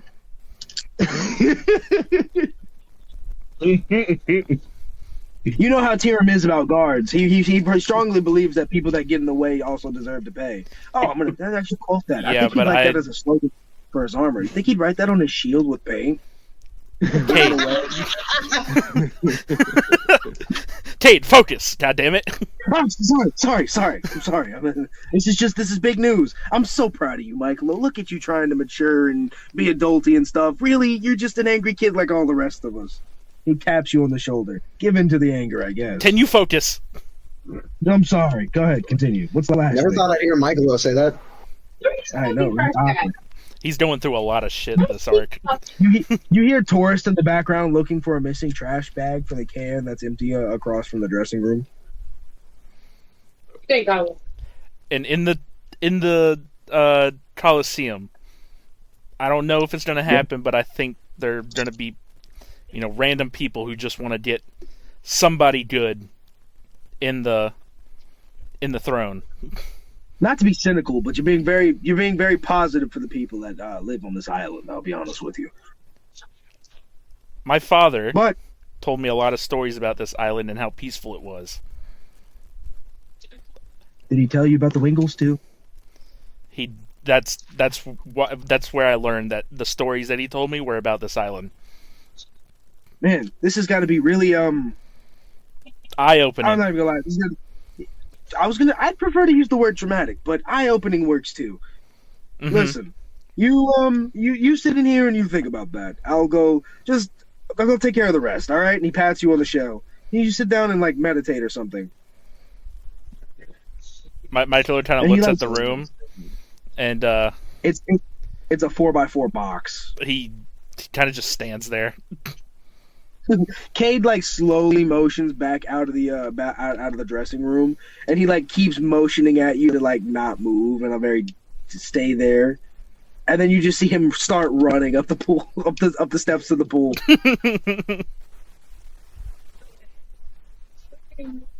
The door slowly closes as he hauls ass.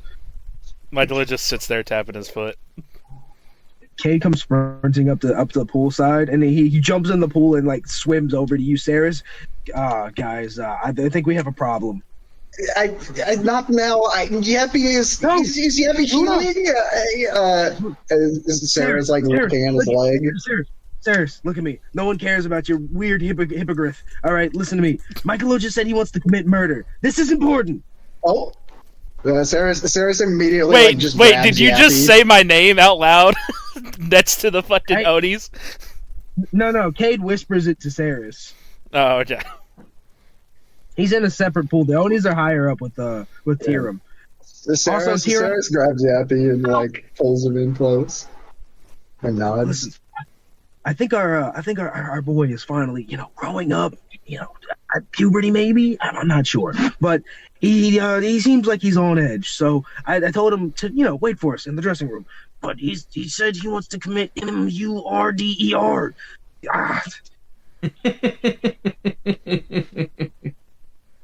Ceras is a little bit.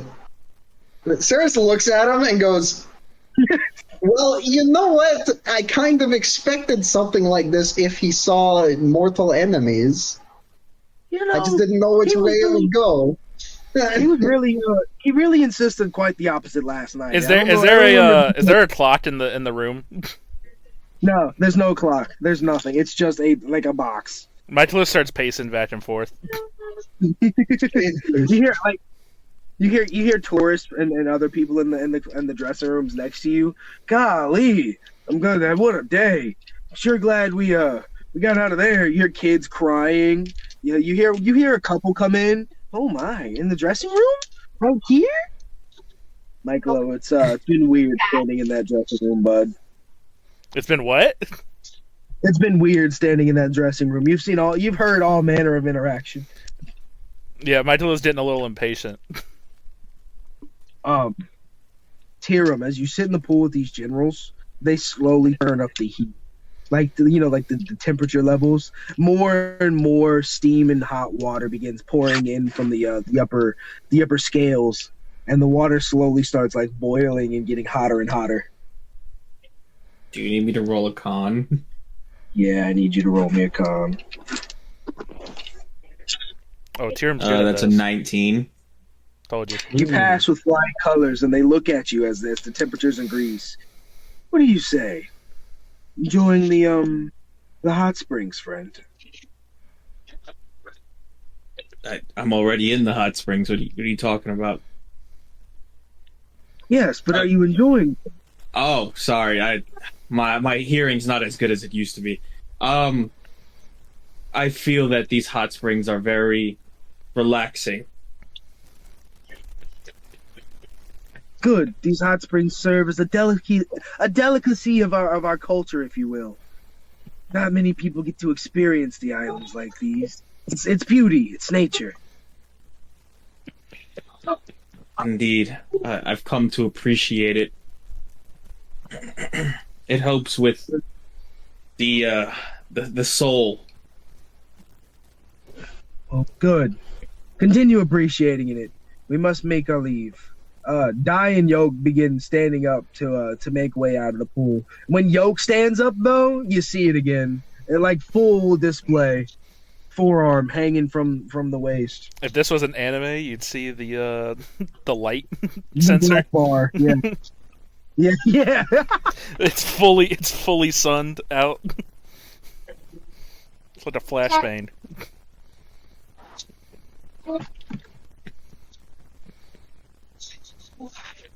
The two generals begin stepping over and covering themselves with towels and preparing to descend down the steps. And Kade looks over at you, Ceras. All right, listen. As soon as they get out of here, we get Michaelo, and we wing it from there. We just make sure he doesn't run into him again until the capital. I say that we follow them. Maybe we can learn something. Aren't they going to the dressing room? Yeah, they are. Where Michaelo is? Yeah, they are. Okay.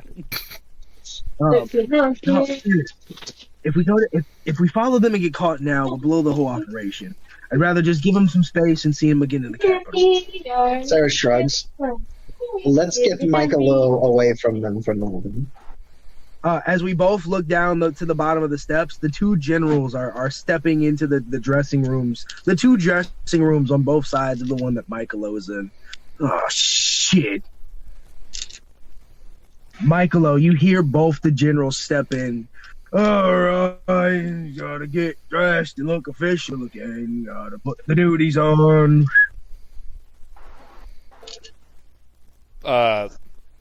Yo, shut up! You're distracting the other customers. Alright, I didn't ask you to yell at me like that. I'm just trying, I'm a big guy. These rooms aren't made for onlys like me. Can you both shut up? Oh, who are you talking to, friend? I'd hate to come in there and show you who's boss. This is supposed to be a quiet establishment. Oh, you're right. You're right. Apologies. You hear, Michael? You hear a large rumbling in the stall next to you as Yoke struggles to get dressed, and then you hear the door slam open as he walks away. Dai also gets dressed and exits his door as he walks past yours, Michaelo, and you hear him say, "Apologies for my friend. He's a bit of a brute." And the two of the generals walk away and disperse into the crowd. Michaelo just sits there mumbling, "Man, people these days." Kade and Ceras come running down these steps. Huh, it doesn't look too bad, does it?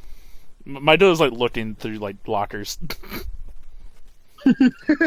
He's not taking anything. He's just looking through lockers. He's just he's trying to keep himself busy. Oi, Michael, what are you doing? Just looking. You guys were taking Find forever. anything? No. Any good loot? No. Ceras, go look in the lockers behind him. He probably missed something good. Ceras just immediately starts scrounging through the lockers. Ooh, damn. Ceras looks at where she thinks the generals probably kept their stuff. Oh? Roll me an investigation. That is going to be a... Let's do this. Hero, Luna, and Faye. 26. Faded stairs running down the stairs. Oh, man. Ceras. You find... damn. I didn't think about this. That was really good. You rolled a 26? Yeah. You find a key. A key, you say? You find a large skeleton key. On the end of the skeletal face, it's got two horns that kind of mirror what the Oni horns look like. It's black. It's kind of heavy too. Ceras picks up the key and like jingles it while looking at Kade, who is staring at Michaelo, I guess. Kade looking at Michaelo just couldn't, kind of amazed that he didn't flip out. How you feeling, kid? And then he notices the key. Oh God, give me that. Why would I flip out? No reason. Kade tries to swipe the key from Ceras. Ceras pulls her hand. Now let's see. That's a contested sleight of hand. Yes, contested sleight of hand. Oh, that's a 9. I rolled an 8, but I gotta see what my modifier is. That's a 9 with my modifier. Oh, I'm probably gonna win this. Yeah. If Kade's sleight of hand isn't like crazy, I don't know what the hell is. I mean, Kade's got a plus 16 sleight of hand. I don't even know why I rolled it. Yeah, I was gonna say. A plus 16. Kade swipes the key. Hand is crazy. Ceras frowns and then shrugs. Kade jingles it back in your face. You better keep that safe. We don't know when that will come in handy. Kade drops it straight into copy, or into paste, and taps his bag of holding. Don't worry, safekeeping. Michaelo, let's get you out of here, bud. We got work to do. Is the rest of the party coming? Kade looks up at Tyrum, and he tries to catch your attention by using a piece of reflection and off of one of Kade's like gauntlets. Tyrum, a little light flashes you from down below. Uh, Tyrum looks over to the source of light. Cade, like, he like. Yeah. What does Cade do? Cade gives you like a come on motion. Come on. Hey, come on. He keeps flashing you too. Like it gets in your eyes. Tyrum gets annoyed and grabs his belongings and gets up.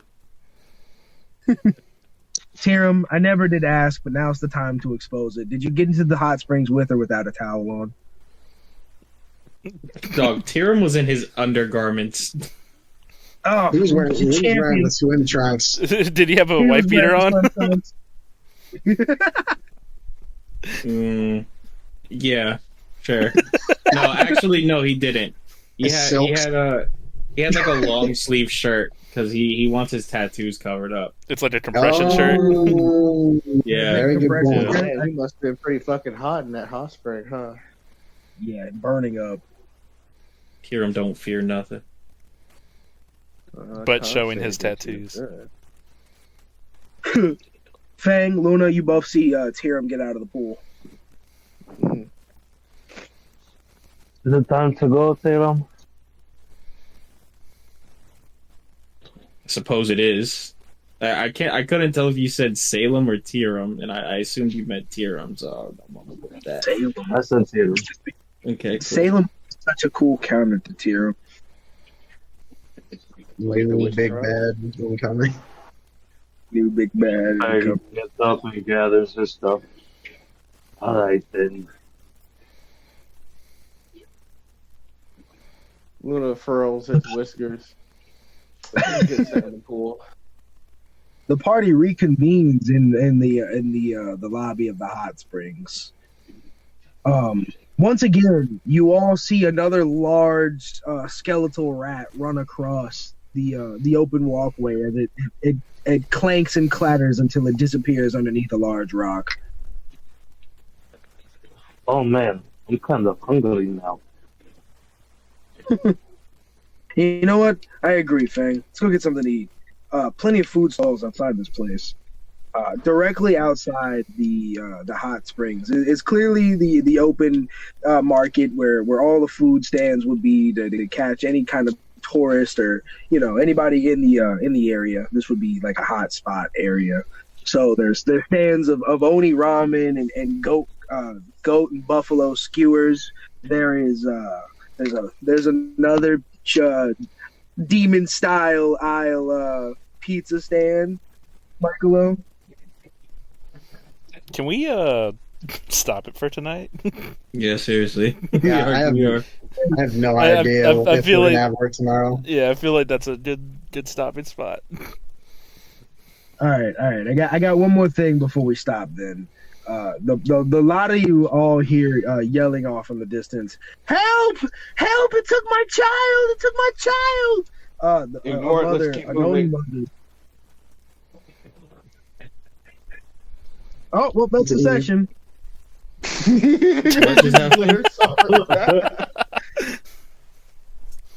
That's it? Somebody's yelling, "They took my child! They took my child!" Yeah. Mom begins begging for help off in the distance, screaming about how a large rat stole her kid. Michaelo, cast silence so no one hears her. Michaelo, cast silence. This is supposed to be a peaceful place. The woman screaming, nobody can hear her screaming because it's cast. Yeah, she's like crying. She's like sobbing in the street, and nobody even notices her because they can't hear her. And everyone just continues on about their business. Yeah, continues on walking along, ordering food as if nothing happened. All right, Rosebud Thorn. Rose, Yappy came back. Yappy came back in a big way. With a vengeance. Rose for Tyrum. Fucking doing that shit with pulling the boss move and going straight up to the generals and acquiring some intel. Rose for the strippers. For the prostitutes. For the escorts. Loved them. Love that I got to get some information out of them. Big rose for Tyrum flirting with the hostess. Bud, I'm excited to see what's up next. A little bit confused on these rats. Could be Dusty Bones. I hope it's Dusty Bones, but I kind of doubt it. But yeah. Hell yeah. No complaints. Rose to this was a good session. Rose to Tyrum for fucking for essentially, word sexing the Word sexing. I hate that.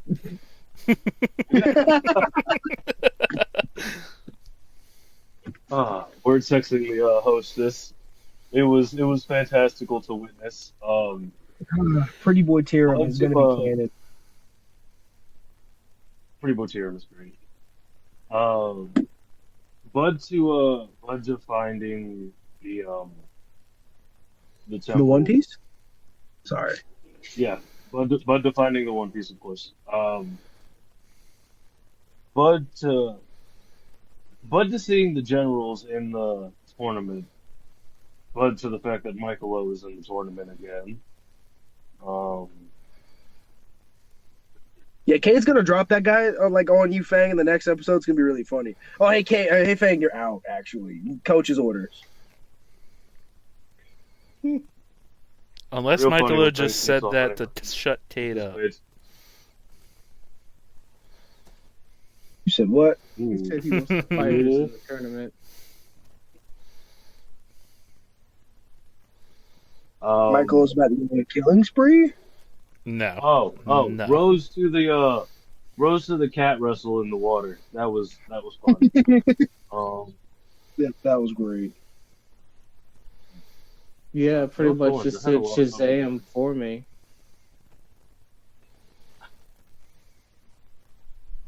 So what? Yeah, that's it for me. I said no thorns. That's it for me. Come on, not one thorn. No, I like this session. I'll never get better if you don't tell me. Rose to the Tyrum seduction. That was fun. Let me see. Yes, Rose to the cat fight. No, that was entertaining.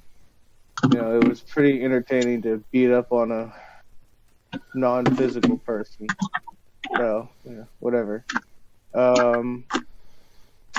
Rose to seeing what comes next, because it's very intriguing to see.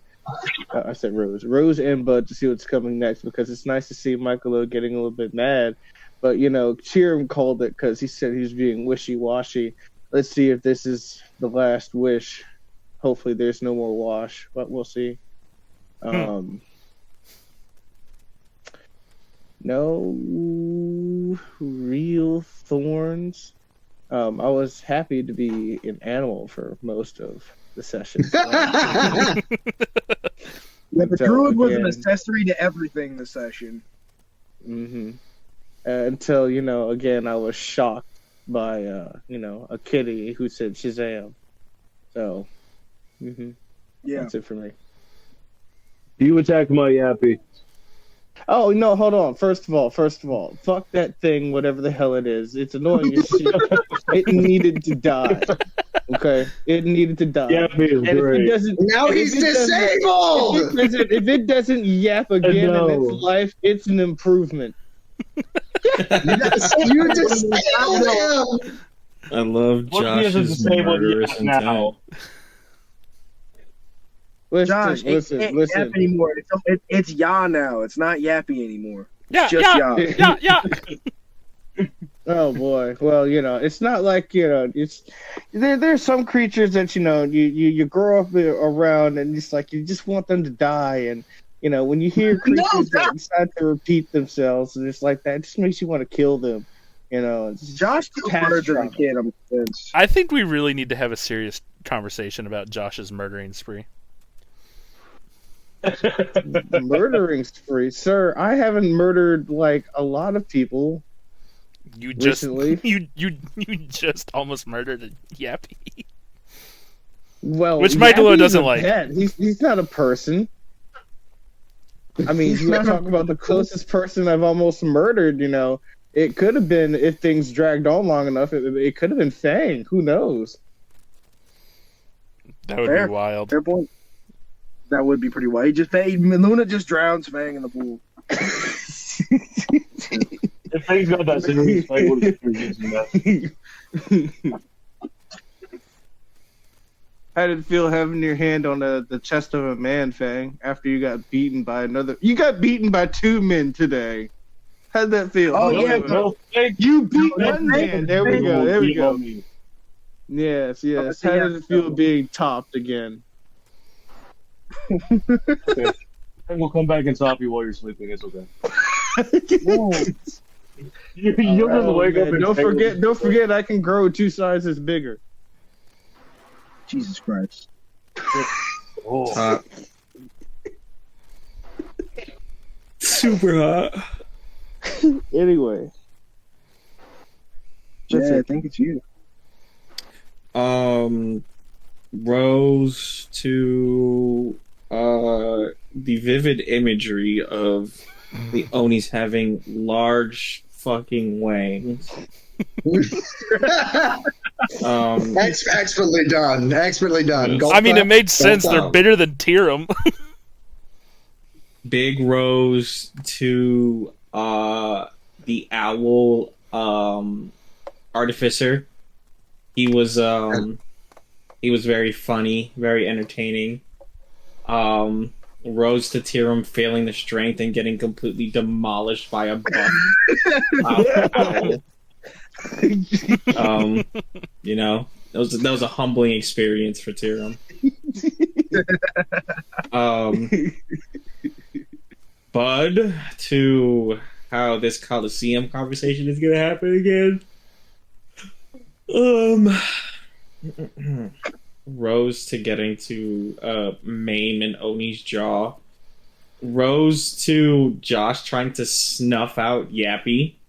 I think it's really funny, especially because like I was really wondering how far Ron was going to go with this subplot of Yappy going through mediocre ways of trying to kill Ceras and Fang, and I figured he would survive his first attempt, but no. Now we have a mentally retarded Yappy who's also physically impaired. Does he even remember that Ceras and Fang killed his whole plan? I think Ron said that he remembers, but his brain functionality is not high enough to actually execute what he needs to do. So he's just it just seems like he's perpetually like wanting to kill them. But this is so sad. Holy shit. He's perpetually with the people he fucking hates.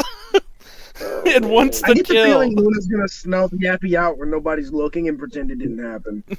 No, where's Yappy? Oh, I don't know. Did you check? Did you check back at the inn? No, oh, I should go check there. I'm concerned about him. Fucking walks past fucking dead in a trash can. You fucking feather.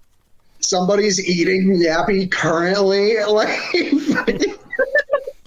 Josh burps up a couple feathers. Raito's gonna be the one to eat them. Raito burps up a couple feathers. Seriously, Ceras is gonna walk past him. It's gonna burp. Oh shit!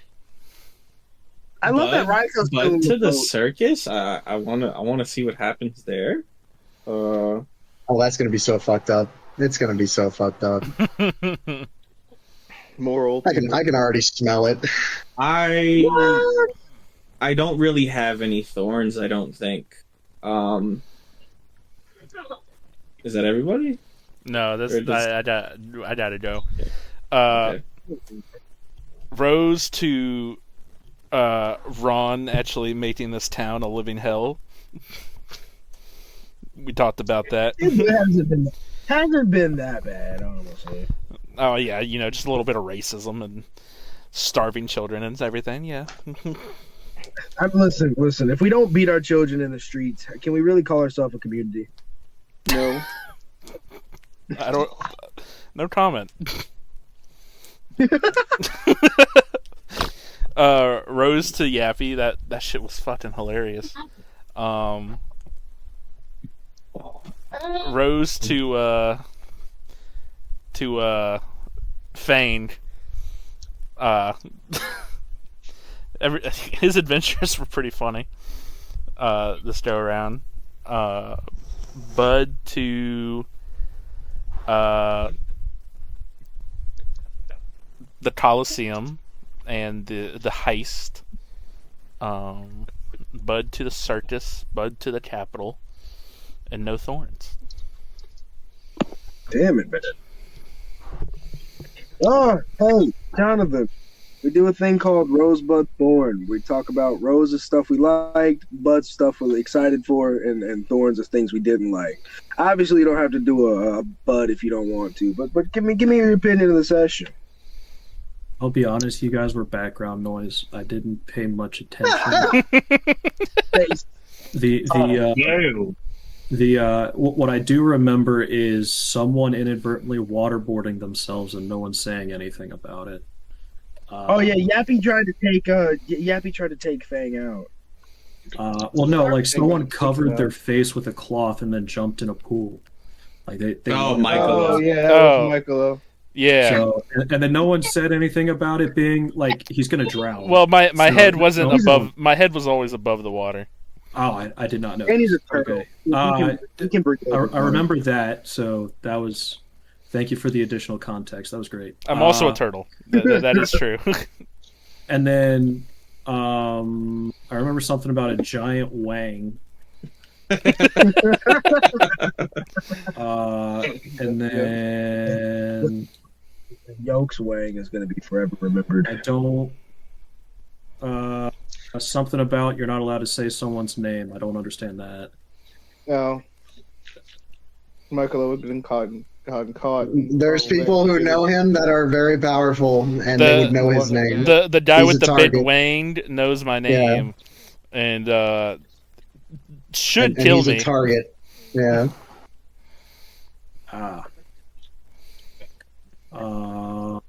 That's about it. It's just I've been doing my comp placement matches. As one does. Well, glad you could listen in. Rose, all the subplots that happened in this episode were hilarious. Every single one was amazing. The apron wearing Oni wrestling. I'm not gonna lie. I'm kind of impressed that he just jumped in there and wrestled him. Like didn't run away from the challenge. That was amazing. Rose to Yappy. Rose to Josh, just straight up like I rolled to snuff him out, and then doing just enough to pretty much kill him. Oh man, that was tough. If it could have gone the one way where I just said I killed him by stabbing him, or could have gone the other way where I gave him a chance to live. You did. Did you have that in mind where you were like, I'm going to give him a chance to live? Or were you just like, I'm going to kill him with poison? As soon as you were like, I wanted to live, I'm like, I guess I could give him a possible chance where he could live. Yeah, I love that. Could you even really call it living at this point?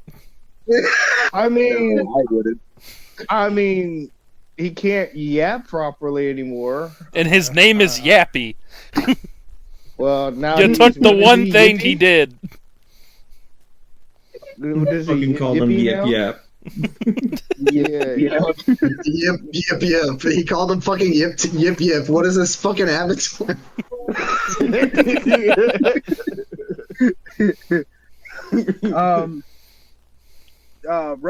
Rose to the Generals. I'm excited to play them again.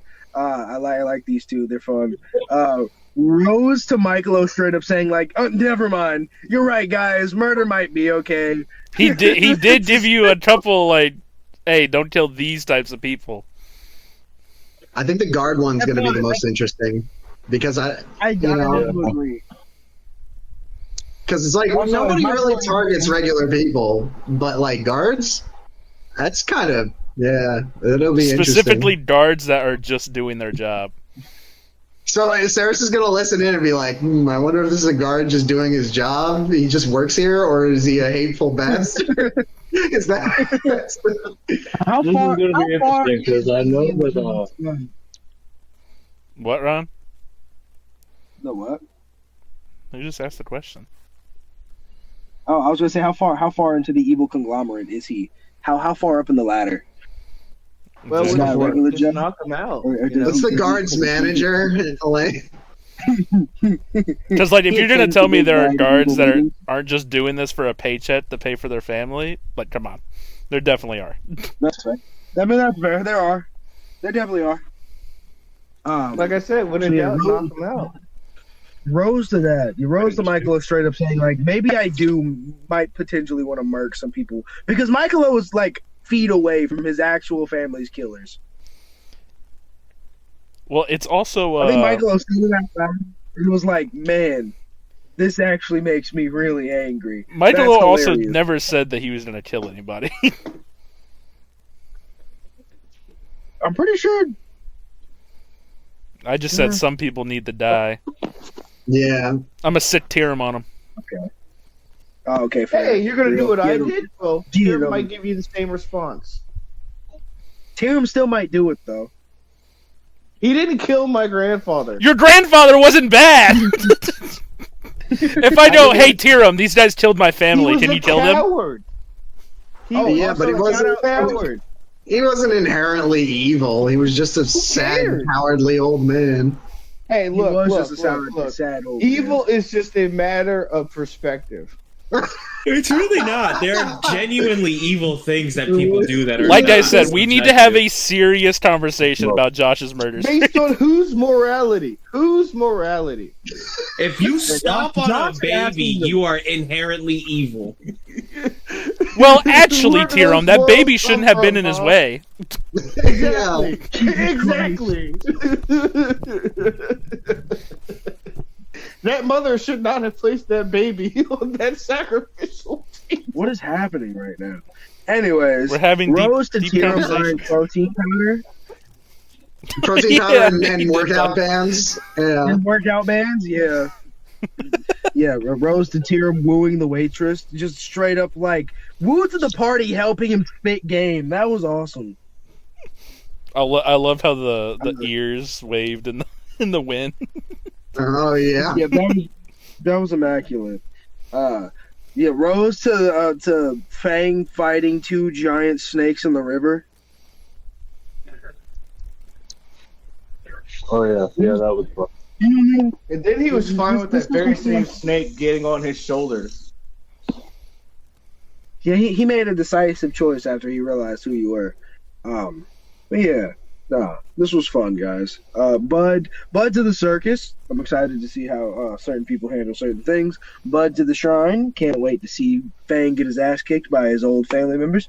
And Bud to the Capitol fight, because there's going to be a party that infiltrates and a party that coliseums, and I just can't wait to see what you guys do for both. Also, Bud to maybe stealing the Emperor's hand. Bud to introducing the Emperor. I can't wait for you guys to see him. So is this to be next session or is this like the next two sessions? Next session will probably be some personal stuff, and I'm thinking that for episode 50 we might do a baseball episode. Ooh. Hell yeah. Well, when in Rome. See. But that's all I got, guys. If anything was unclear, you got any questions though, please you stay back and ask. Well, good night, gentlemen. Good night. night. Bye.